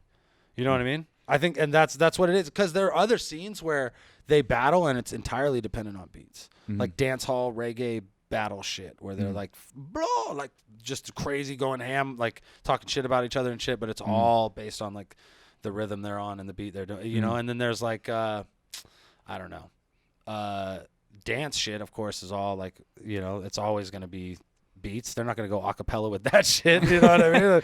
B-boys fucking just in silence and shit. Everyone clapping to a 4/4. Like, yo, fools can't, man. These fools can't really, like, you don't understand. The rhythm is holding them back. They can really fucking just free flow with silence. We also try to evolve it, though. We're always, like, switching things up and changing it. Actually, one thing that me and Duke were talking about is even bringing back about every 3 months of even doing like a mini MC Olympics. I think that's dope. Which Tempo actually, rounds. I would love to do that with you actually, and that and bring some of that shit back. Yeah. Because I mean, people don't, like when you've been in a scene for a while and you watch the ebb and flow and how it changes and how venues vanish. I mean, it's like we're on the 3rd Oakland Metro. Yeah. We're literally in an area of Oakland where I've watched about 7 clubs right around us shut down, people getting shot left, right, things like that. And still, it's always hard in Oakland to be always on the front lines of trying to put on live performance. I mean, it's like Ghost Ship happened and everything else. They have fire marshals all over everybody's that ass. affected everywhere. It's all the way across all the country. in all the cities that it could happen in the United States, it happens in Oakland. You know what I mean? And I mean, it's a tragedy in every which way, but it's also it's so hard to put on live performance in Oakland to begin with. And so for us, it's like, trying to constantly keep shit new and to keep it evolving. And also just like, I'm a battle rap fan, and some people don't understand that about Tourette's. It's like everyone here at this table is like, we have so many different kinds of art and skill and performance in Tourette's that some people just think is about one thing, or they see burlesque, or they see circus, or they see poets, or they see whatever. But to me, it's the whole point of it has always been about just all that shit, just throwing all of it onto a canvas. And but pretty much me and Asher have been the biggest nerds for keeping the shit alive. And there's still shit like Return of the Cypher, which is dope, and that they keep that going in San Francisco. And so a lot of it comes down to every Sunday. Yeah, every Sunday. A lot of it comes down to the producers and the curators and the venues that make clubhouses for this shit to go down. Yeah, no doubt. And like when Grind Time lost the Metro through a whole litany of fuckery, that was a huge blow. Like that was a huge blow. The reality was that when Lush moved to LA, there was no one here to throw the events. Right. So even if we had a venue, like unless I was gonna step up and do it, like no one was doing it. I was running around the fucking world doing battles. Like last thing I wanted to do was take their job. Their job looked stressful as fuck. Right. I worked enough behind the scenes to know that I didn't want to do that. Right. And now it's funny because now that's what I'm fucking doing. You know what I mean? But it's like just in a for any scale. for any producer that's going to put on any kind of show anywhere, it's like you got to have feet on the ground. I mean, your shit's able to work out here because you're the fucking mayor of San Jose. Well, I have a good relationship with the venue we work with, but like if they you stopped, have we would mad roots here. I mean, and we you've been did a battling lot, here just like you and- guys. We did a lot of different venues, and that's the thing is Venues like close we're gonna too, keep it you lit. know? Tourette's is gonna keep it lit. Like BOTZ, we're gonna keep doing battles. Like you close the club, we'll find another fucking place Parking to lot. operate. We've done you know what I Tourette's mean? in parking lots. Yeah, that's crazy, man. And you guys are still putting talent into the actual battle rap pool. You know what I mean? Like currently, like Frack has battled in King of the Dot in Canada. You know what I mean? Be Nasty. Cam. MC Dammit. Fucking Some the boy. kid has skills, bro. He Yeah. just did a battle with us. He's Yeah. about to against fly the to dude St. Louis. Just Patron. graduated college. Bro, he's good. He's Yeah. good. Yeah. He's good. And like I don't, you know me, like I'm not gonna like invest energy in anyone I don't think is gonna be able to like for Right. their own benefit. Like I don't want you to get made a fool of. You know what I Right. mean? Like it's a fucking rough thing to do, battling. You know what I Right. mean? Right. So if I don't think someone's got the skill, I'm not gonna put them in a position to where they're gonna get humiliated. Right. You know, possibly on a global scale. This other cat, Cam, he needs to get into some written battle shit because that guy over beats is fucking ridiculous. I mean, he nothing flipped to me. He. Well, just saying. I know. No, I'm just saying because fair enough. Fair enough. Because look, Frack is good on a beat, and MC Dammit's good on a beat too. But like they had to come and try out. Be Nasty, he had to come and try out. Right. You know what I mean? And Right. I'll tell you what, Be Nasty is much more nasty on a beat than he is in the acapella shit. But Right. he's getting better. Right. And that's the beauty of what we do is like a tryout league. I watch these guys actually get better. Just Evolve, much like yeah. I'm sure you've seen all these Yeah. dudes get better at the freestyle shit. Yeah. They get better battle to battle in this Right. acapella Different shit muscles. because they get to watch their performance, you know, over and over again and go, okay, and be I like, fucked up there. I fucked should up have there. committed Yeah. more. System I mean, motherfucking show. our rule too that we reminded a lot of people who sign up for the battles, which is also why, unlike other battles that I had gone to in the past, where people were like dicks to people who are new. Yeah. As I learned a long time ago as a performer, is you never know who the fuck someone's going to be. And every single person that ever won Tourette's ever, they all lost their first show. And everyone, if we were all like, get the fuck out of here, and it's like, It's you don't know. Yeah, like you said, who's- Pete quit in the second round. If, Yeah, like, you- fools you- were dicks and he never came back. I mean, you it's don't know like- who's sharpening his sword, and really the best performers are the ones that you can keep punching them in the face, and they will still keep coming back. I mean, that happened to me in slams. I got literally last place the first 3 shows I did, and I think that they were really hoping I never came back. And then, by the end of that year, I got on the team and beat everybody else that they had, and then they couldn't get rid of me. Yeah, no, totally. That's and I think Because I'm a stubborn son of a bitch. Those are the people that you want. Is the people who are like, "Fuck you." And it's a prove yourself some arena. stubborn, some- Yeah. Like you said, you got to give respect to the people who are, stepping out of the audience and onto the stage. Right, And that's right. another thing too is that like there really is no better way to invite the audience to be a part of the show than a freestyle battle. You Right. know what I mean? Like, because Right. you can't just open mics get shitty comedy wise. You know what I mean? Well, Like there's a freestyle yeah. battle, like you said, like even if you suck, the beat will be good, and hopefully the other dude just roast your ass, and then it's Right. good, and everybody's Something's entertained. funny about But it's like part of the great thing about Tourette's is that if you want to be a part of the show, like you might be a part of the show anyways, just in the audience. Like, like some shit might happen to you. might get a Right. You know what I mean? fucking Like, face. yeah. Covered in blood or something. Like, where did that in the face? Yes, A I've lot- seen people become backboards. And There's shit also for- something to be said about the competition of it, though, because some MCs, whether they know or don't, is like, I came from the world of slams. So even when I was from the age of 21, I was battling constantly a cappella lyrical battles where you're on teams, getting flown all over, battling people in bars and theaters. And you have 3 minutes and 10 seconds to basically, from 0 to 90, you have to get almost a standing fucking ovation and make that room go fucking insane. Yeah. So that was the school that I came from, where we were always battling, and there was money on the line and all the same shit as MC battles. And what I loved about slams is that you could do any style. You could even in the same night, even the same performer, you could do something that was like hard hitting, gritty as fuck, and then you could do something that was rap and some was comedy, and you could switch that up from style to style. Yeah. So to me, that competitive aspect, it always makes people better. That it's brutal. And, there's a lot of those who are not going to like it. They want to go sign up to an open mic where it's like, I signed up and I just want you to fucking listen to what I'm saying. But there's a certain point of self-indulgence to that. There's a certain point where it's important for it to exist. Yeah. But the best thing about battles is people who are really hungry is that you got to lose to realize what you need to do to win. Yeah. Right. And it's not like you said, like since it's not an open mic, it's less of a therapy session for somebody and more of a challenge, like a competition. You know what I mean? It's like, how Whereas, much do you want it? Yeah. Versus like an open mic, just it becomes like Hey, this weird. friend. Oh, he's taking risk over here. Motherfuckers, no, I didn't edit out the last time somebody got bit on this show. Oh, no. No, I'm just joking. right. No, I'm not joking. I mean, That's I ridiculous. remember, like, for instance, when Thesaurus was battling a lot at Tourette's, and Asher handles a lot of the battle lists, is that people would take their names off when they saw Thesaurus's name on it. Because it was almost like a question of, like, how badly do you want to... Do you want to lose to Pete tonight? How I'll be bad like, hell do yeah, you I want wanna to lose. battle? Hell yeah, I want to lose to Pete tonight, bro. I hope I get him first fucking round. Then I can get drunk and enjoy the show. What do you think, Asher, about why it still maintains, why we still maintain the old school?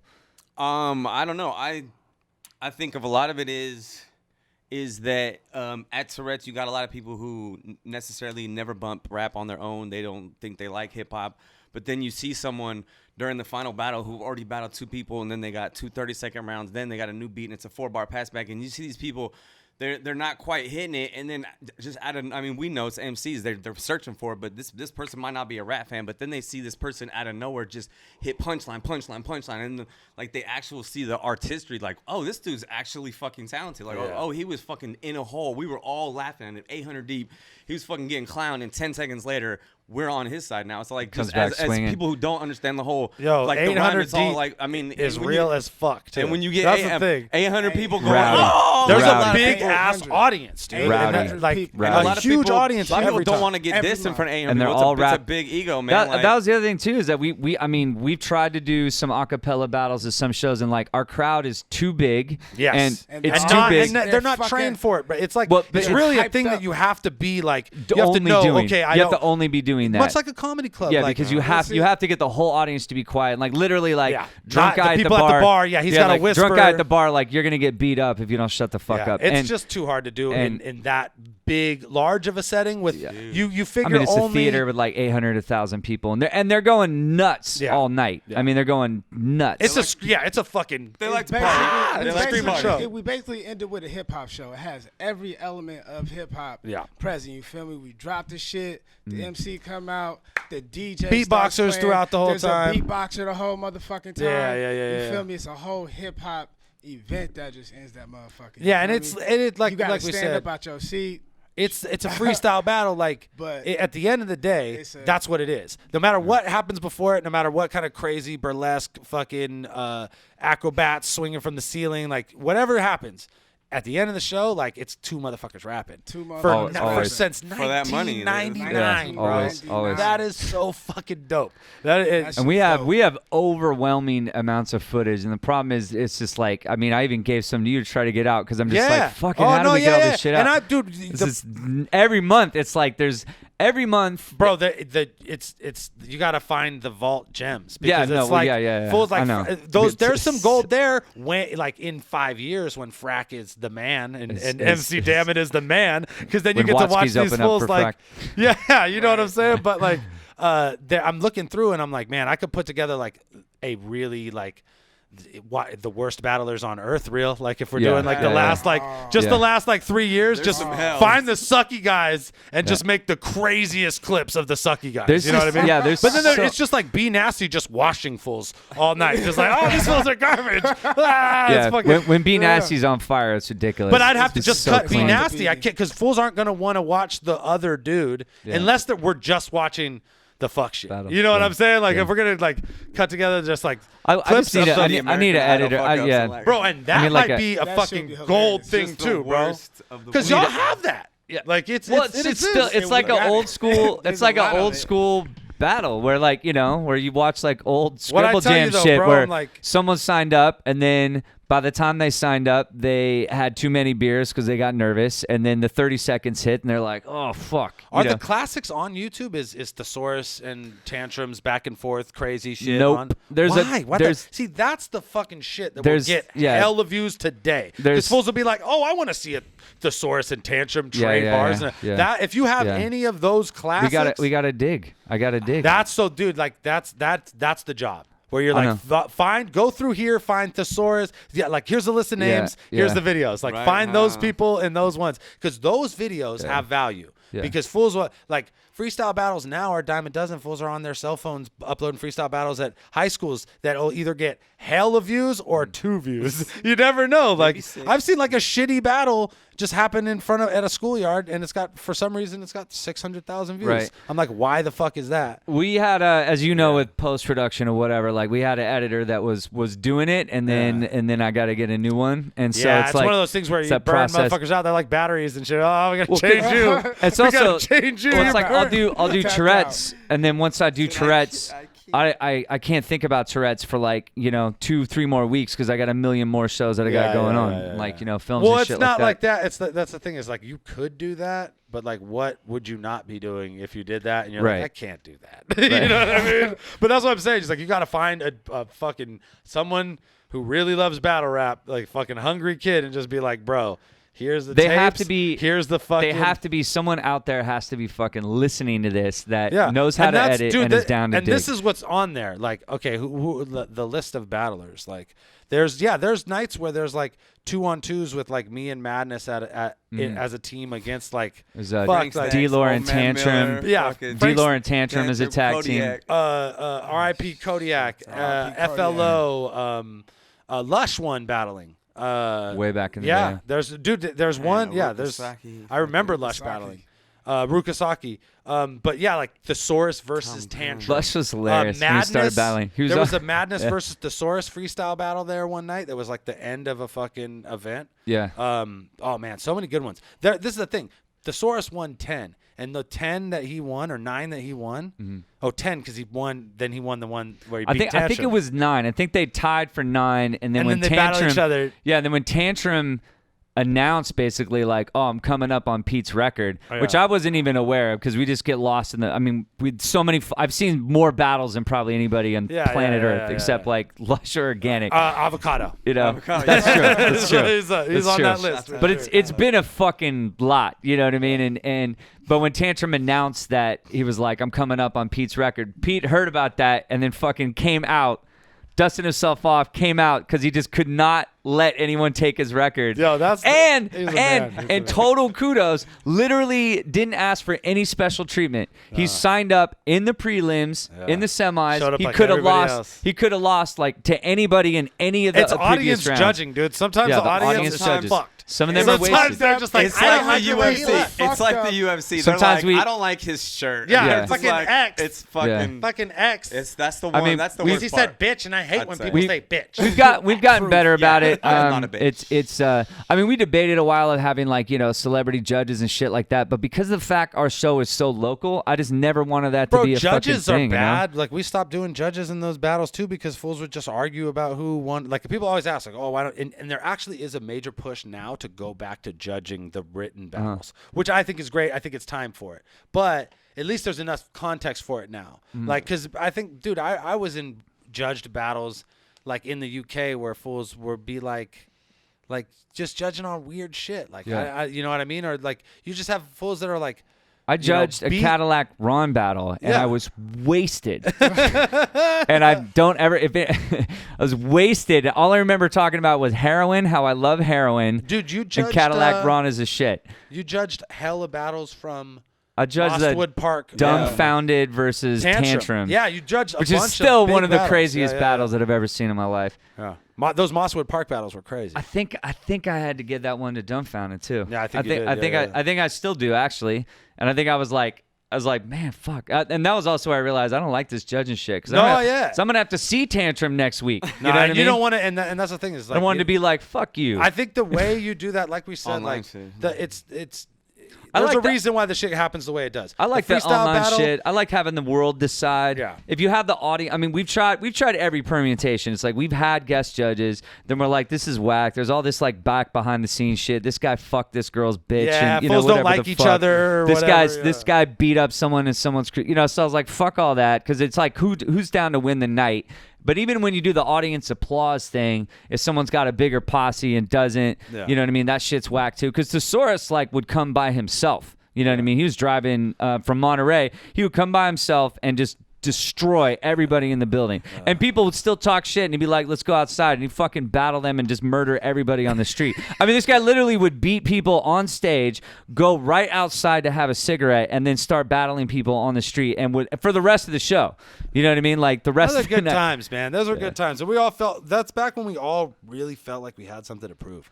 And every time we meet up, we'd be like, I'm going to fuck y'all up today. And I was like, I was so hungry. confident for no reason all the time. Like people must have It's been called like, your 20s. I That's just what it's roll- called. Woo! Where everyone's I'm gonna fuck you arrogant up. I and tell has people- done nothing to achieve it yet. They're roll like, up you know, to the I'm the battles- shit. Why? And you're like, God, you know, because I'm about to be. It's like, you know, that's how I view a lot of artists now. Is I'm like, what have you actually done other than, you know? I used to saying that tell you're Pete, dope? I beat him all the time. I roll up, I'd be like, I'm going to fucking murk you tonight. And he'd be like, what fucking evidence do you have to support this?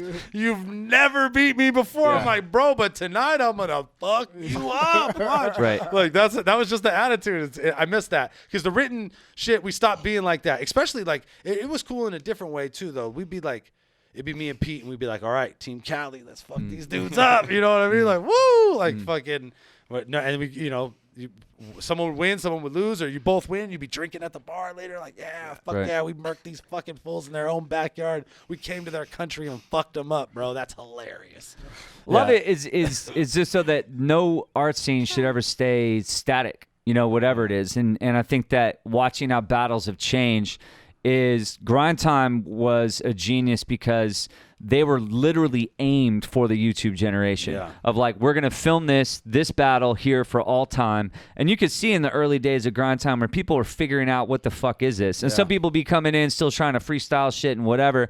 They didn't really understand yet that this is like on your immortal record for all time. And Tourette's is very live. Like it's like live, down and dirty live. Yeah, you could die and then live again tomorrow. Like, it's all good. You'll be fine. There's shit I say and shit I do in some of those shows that is hilarious in the moment, but I probably would not want to be preserved on video. Oh yeah. Like, oh god, I'm so glad years. nobody can hear me say that every day. Like, I mean, I'm definitely glad that the soundbite isn't there. Like, I'm glad that I did not start my career in the YouTube era. Okay, me too. Me fucking too, man. I never really thought about it like that, but yeah. Everybody filming shit on the phone. And you know what I mean? I'm just glad that I approached it right when it started, because definitely like I could see if it would have happened maybe a few years earlier, I would have just approached it way differently and not had that kind of like, oh, this is going to be forever in the world forever now. Like I don't know. I think I knew right away. I'm like, oh yeah, this is the thing now. This is what it is.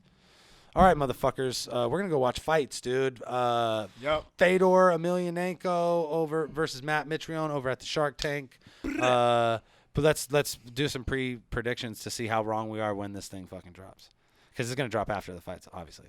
Predictions. I personally think that fucking Fedor is gonna shock the world and he's gonna sting Matt Mitrione. Matt Mitrione is gonna bitch out and fucking Fedor's. I think it's gonna be a TKO in the second round.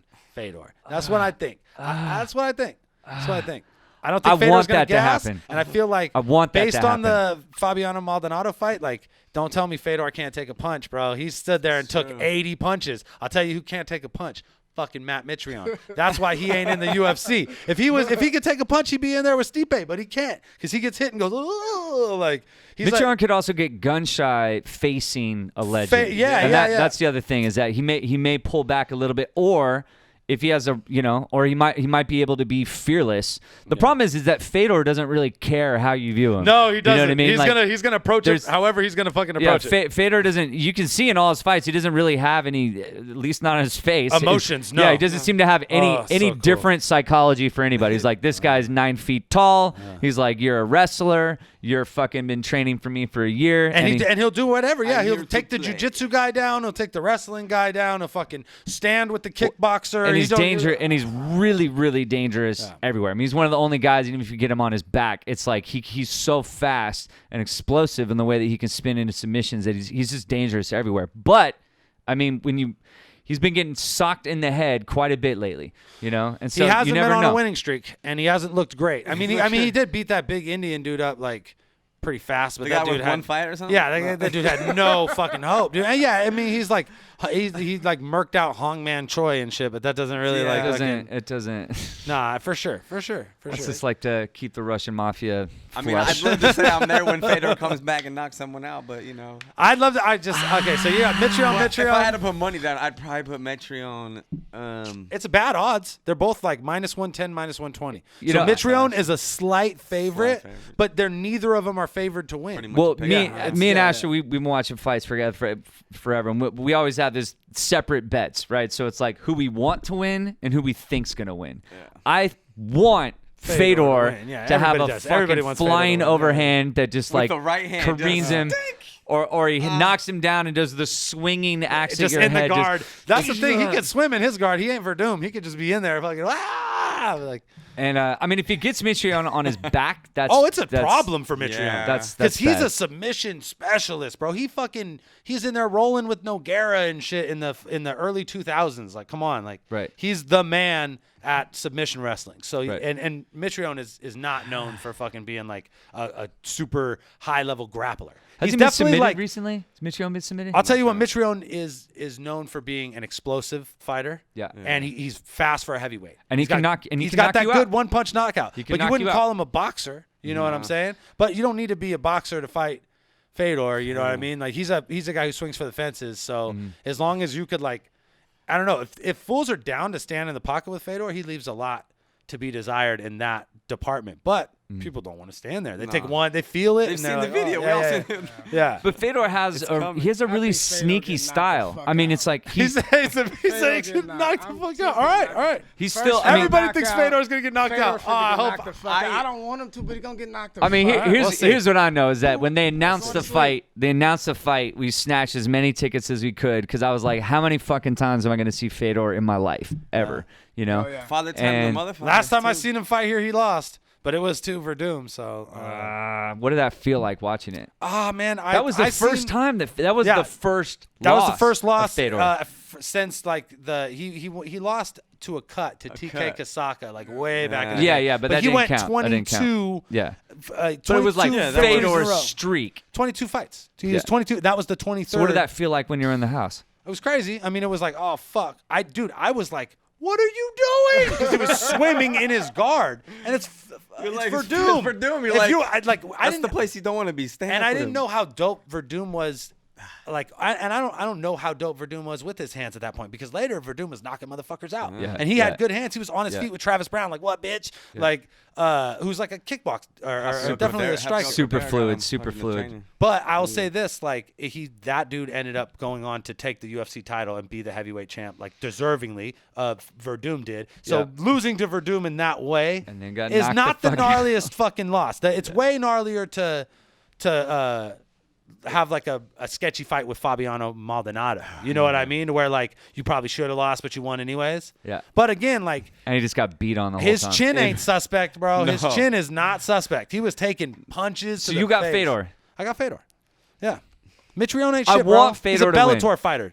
I just think he's not a UFC level fighter. Just think and the Fedor world is a was cold, the cool greatest place. in the And world. they don't test on UFC standards. They only test on USADA standards for. You know. Oh, so hopefully Fedor comes in all hopefully juiced, all there's fucking. that, you know, no. you On never some know. Russian juice. On Fuck some yeah. Russian It's Olympic that Flipping juice. those tires in the it's snow and it's shit. the new nuclear. It's like that. It's the shit the It's Russian that new scientists have been nuclear. working on. Yeah, yeah, They yeah. already murdered all the scientists Yeah. that came out with it. That so- already hooked up Yeah, fucking yeah. the Fedor. They got So shit that- they have the formula. Yeah, They It's the no shit that, longer They kill are the dead. scientists. The Putin be hooking Donald Trump up and just lathers his body on it before he does press conferences. All right. Ah! Once we get political, that's when we quit the show, man. You know me, I don't care about anything. I do. I'm Actually, not- I do know I that. used to be I've a been following. nihilist. I Prop would say that 64, I was a nihilist. politics. But a nihilist believes in not believing in anything, and I don't even believe in that. You know what I'm saying?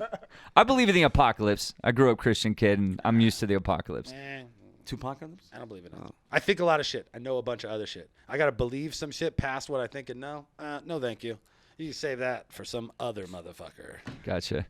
Hey, this has been an awesome conversation with. We some gotta of my come favorite back and do this motherfuckers again, on the though, planet. for sure. 100%. And we gotta do a fucking freestyle Olympic style thing at Tourette's. I'd love to be a part. Yeah, of we it. got JW versus Frack doing a compliment battle. Ooh, at the those next are Tourette's. always great. Those are and always we've great. also been doing passive aggressive compliment battles. Yeah, we've been of releasing female the compliment comedians battles too, and they're awesome. Yeah, and so if you want to come down and host that too, and then but the MC Olympics to. though, we've been talking about this for a while, but I feel like if I'm gonna live in Oakland and you're still gonna keep living here, it's like Yeah. we need to. If we're gonna be here, Yeah. and it doesn't shorten our lives to put on shows, it's like I still love freestyle. You know what I mean? So to me, it's like I want to be able to keep encouraging the next I think cats. that it's dope when you're showing the full spectrum because I think that there are dudes that are better just like riding a beat than they are like thinking of Right. punchlines, and I think Right. there are dudes that are way more punchy Right. than they are like rappy. You know what I Right. mean? And then I think that like off top wit is a whole nother thing. So that when you have like a prop round or like the Yeah. audience picking out words or words flashing on the screen, like it's a cool show to watch. Yeah. I remember being a part of them. I thought they were cool. Haven't been done in a long time, so Right. it doesn't seem like it's something that is like, I don't know, like dated even because Mm-hmm. it's so long. It's like it's been so long since the motherfuckers have done anything like that. You know what I mean? Right. So I like to Right. see that shit. And Tourette's is like y'all are the home for freestyle battle rap in California, as far as I'm concerned. I think the West Coast as a whole, I don't think there's another. I mean, there definitely isn't one that is as consistent,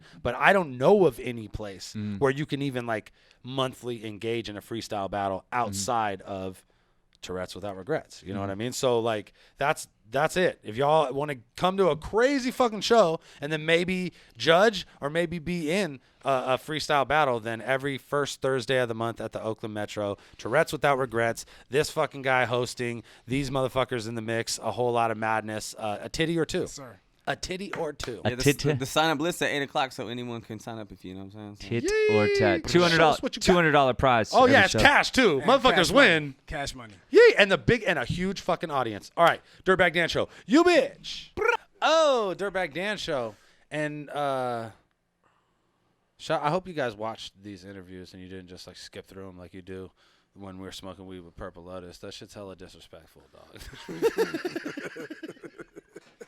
Hey, yo, those people pay me money, dog. That shit's disrespectful. Y'all disrespecting. What you doing? That shit's mad disry.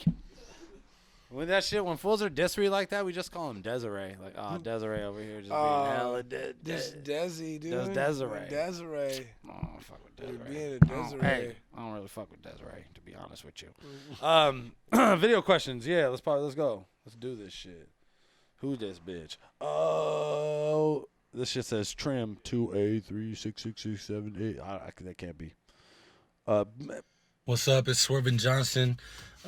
Just smoking some weed on my lunch break, watching old caddy battles, and I love that story Caddy's brother told about smoking weed on his lunch break and then coming back to smoke more weed on his lunch break. That shit was fucking tight, man. I'll be doing that. And I was just wondering if you guys had any other cool stories like that about Caddy having like regular ass jobs and just like weird shit he would do at him, because I'll be doing the same shit. Peace, y'all. Thanks for the show. Dirtbag Dan Show, bitch. Let me say this. Not a lot of regular work in the world of Cadillac Ron. In my experience, like the work was never regular with Cadillac Ron. In fact, I didn't know him to ever have a real job. And that was something that I greatly... I just always knew him for doing shows and rapping. That's something I greatly respected about him, because I'm another person that doesn't have a real job or never had one. What was the question? Do we have any stories about Cadillac Ron on some real job, like real life shit? You know what? I will tell you this. I think Briefcase had a couple. I will tell you this, my man. We are going to get Briefcase back, and we're going to do another episode with Briefcase him. is fucking... I love watching it. And we're planning something so for funny, April 28th, which is Caddy's birthday. We're gonna have an event in L.A. Working on it with Lush right now, and hell yeah, and we'll Let definitely me perform. Yeah, I think we're all gonna perform, dude. I'm down. I did shows with Caddy. Bro, I can't see. That's the dope. That's the part. The dope part about this is like once we put it together, fools are gonna be like, "Let me rap, fool! You better let me rap!" Yeah. And it's just gonna be everybody rapping, and Caddy would love that. So yeah.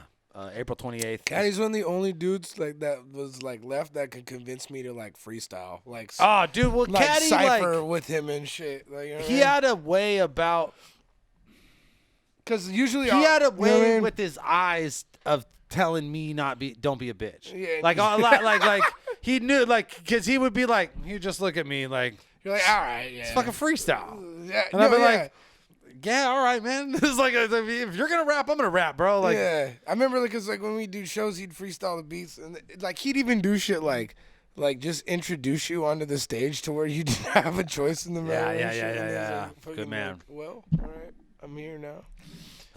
Fucking guy. Yeah. Okay. I heard Liam almost died doing this next question, so let's fucking see this shit. See right there, that's a herd of water buffalo. Oh shit, getting pretty fucking crazy out here. Whoa! Right, boys, I'm cycling on a bicycle, and I'm in Laos. And if you haven't recognized, it's your boy, the Irish Rasta. Yo, I just want to say, whoa, Jesus Christ, I'm cycling a crazy bike path. I gotta say to you, Caustic, your shirt, free drugs, apparently, my homie, if you wear that in Australia, people get mad at you because they come up to you and they ask you, hey dude, where's the free drugs? And you're like, oh no, it's just a t-shirt. And then they punch you or get really pissed at you. So, just to let you know, in case you're going to Australia and ever hang out. Anyway, quick question for you guys. What's the biggest risk that you've ever taken? Like, trying to film a DVD show video while cycling on a bike and hoping that the audio comes out correct. So this is the Irish Rasta from Laos, signing out.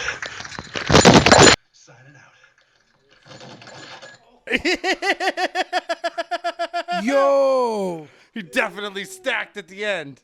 fuck. He sent the video, so he's okay. But fuck, He man. definitely stacked. There at was the like end. big rocks right there and shit.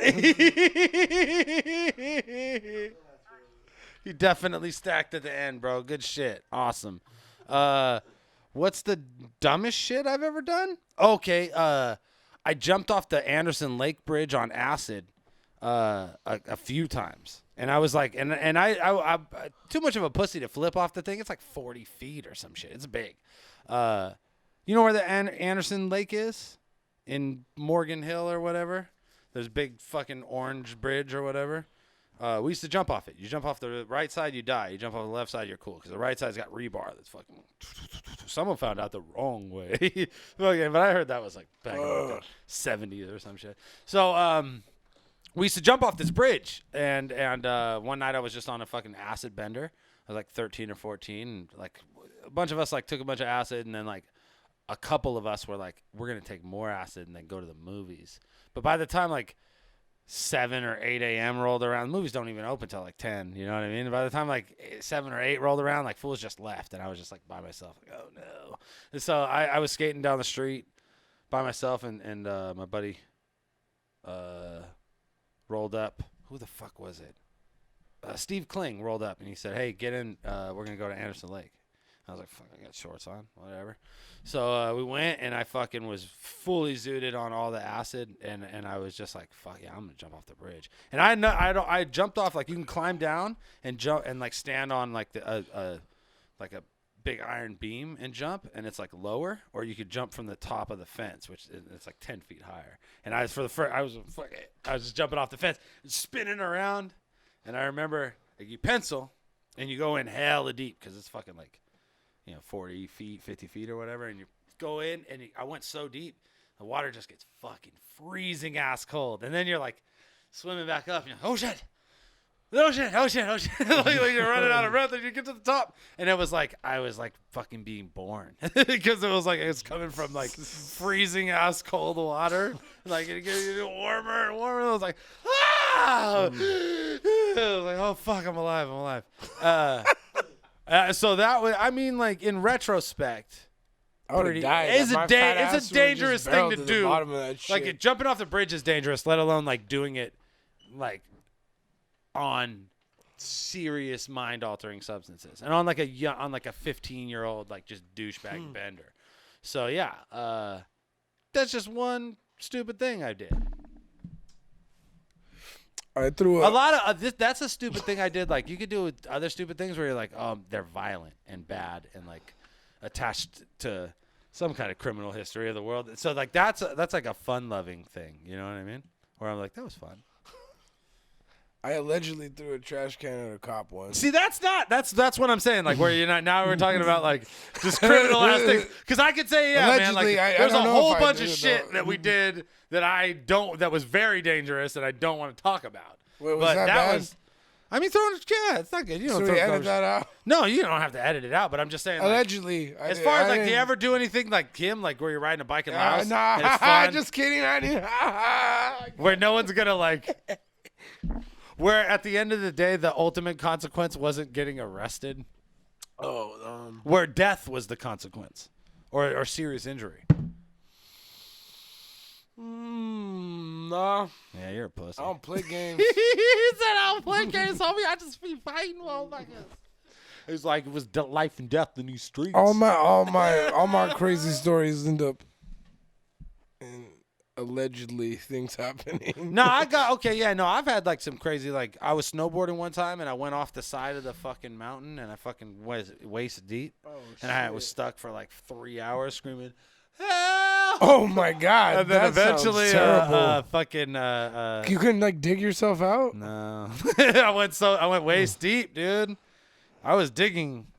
It was not working. Like I was just like sinking and shit. So it was bad. Fuck. And then so they came with the fucking jet ski and a fucking pull thing. And pulled me up. Damn, you just had to scream for motherfuckers? Yeah, for hella long. Damn. It was hours, bro. I was like, It was fucking, dude. It was at least a third of the day where I was stuck, just like fucking. It was the whole process was like 3 hours from like when they fucking like, got me. So terrible. yeah, it was fucked up. Scary, because I thought like after an hour of that shit, like you start to think like, oh fuck, dude. But I was 40 feet from the trail. But it's like people don't go down the there's this. It's Sugar and Spice at Sierra, I think, and it's a fucking puss ass course, and it goes like this. And I was fucking being a dick and like charging and going over the middle, and I fucking went over the middle, and on one side I went off the side. And then I was like, so I was fucking like 30, 40 feet off the course, down, buried because it was good fucking powder. And I could hear people go by, and it was maybe like once every 15 minutes or something, 20 minutes, like I could hear someone. And you're just like waiting. Help! Like screaming, dude. And it took hella long for someone to like fucking hear it and then go down. And like there's more dumb shit like that. Like I'm wide enough, you know what I mean, to like have that like adventurous spirit to where I like want to put myself in dangerous situations. I feel like it's very Caucasian in nature to be like definitely to be like fuck it. But I'm also like I have a lot of like very rational fears, right? Like I don't have any irrational fears. All my fears are very rational. Like I'm not scared of heights, but if I like stand on a fucking tall building and look over, it makes my stomach feel like that's supposed to. Yeah, shit. that's supposed to fucking happen, man. If that doesn't happen to you, you're retarded. But but madness, if he can't even look over the edge, like there was. Stig of the Dump lived on a 19th floor building, and this fool had to walk like this on the wall to get up to his apartment. It was like a fucking, it was a 4-foot walkway with a beam or with a railing, but this fool could not and I'm like, you can't walk on this thing. He's like, fuck you, man. Shut up, dude. Just like itchy. Like he has an irrational fear of heights, but to me, it's like. You're supposed to like get that vertigo feeling when you like. I would look over because me and Stig were like trying to throw this soup in a dumpster that was like 15 or like 19 floors below, and it's a dumpster, and we're trying to like gauge. It's like a bag of soup, and then like he's swinging it, and I'm like looking over, and Madness is at the fucking window like. You fucking dicks, bro. How are you doing that? Like, I can't even look. I would have never guessed. Yeah. Well, that's what I'm saying. Like, fools that aren't. I'm afraid of, like, needles. I don't like needles. Well, like mostly syringes. The thought of things, like, being injected into you and you can't take them out is, like, super creepy. I was like, no, if you're going to put a needle in me, like, you got to or you don't. Like either you do or you don't got to put a needle in. I'm just saying, like, if you're a doctor, it was like, boom, there's some. Oh, bleach it's fucking done, son. Like you can't. If you ain't a doctor, like you cannot put needles in me, bro. That's a rational fear. You know what I'm saying? An irrational fear is like, fucking. Oh, doctor, I can't let you put a needle in me because I'm scared. It's like, no, he's got to do it, bro. You're gonna die. You're gonna die if you don't, or shit's gonna hurt. Like something. Shit's gonna hurt. All right. This dick gonna hurt. I hope this was a good episode. No, that's of weird. The Dirtbag Never Gang Show. mind. This is a weird episode. That's the weirdest episode. I'm sorry any of this happened. I'm not. I'll I never take it am, back. bro. I never am. Like, and then the people, I'll read the comments and they'll be like, "It's good." I lost like fucking 5 fans tonight, man. Really? No, just kidding. I thought you were gonna say pounds, and I was like, hell no, I didn't. I was like, that's a strong shit, Cody. This ain't how you lose You weight. can't even start counting until it's 10. You know what I'm saying? Because it's like This is actually a 5-hour energy drinks I poured into here, and it's making my heart pump so fast I'm losing weight as we're doing the show. we ran out of 40s to review, right? Nah, there's some out there. I just gotta like travel to get them. I think I drank all the 40s in the bay. Yeah. We drank all the 40s in the bay.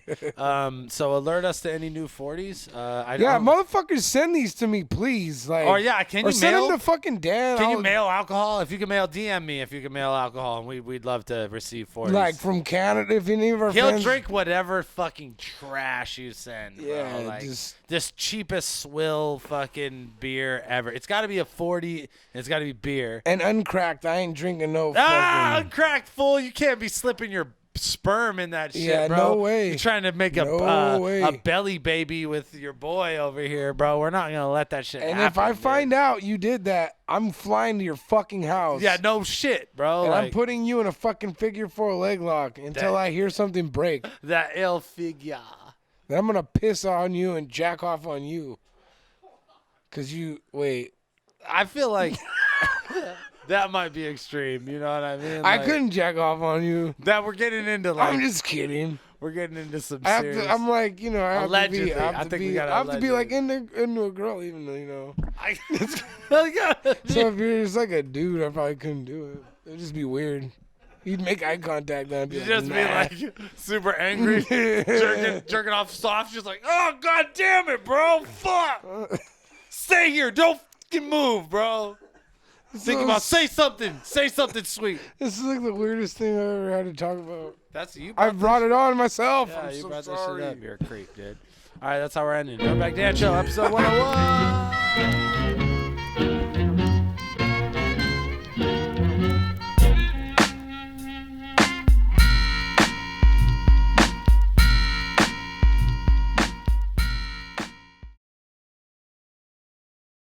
Oh yeah, It's like, and we would have debates on whether or not we're gonna run. Are we gonna run this? Are we Was there running one this where I was just hiding in like a pile of trash? Yeah, like tinsel and stuff, like Christmas tinsel. Oh, dude, I gotta tell you about that tinsel, man. Like, this is when you know you've been up for too long. Okay. Right? If you really want to know, if you declare yourself the mayor of a fictitious town.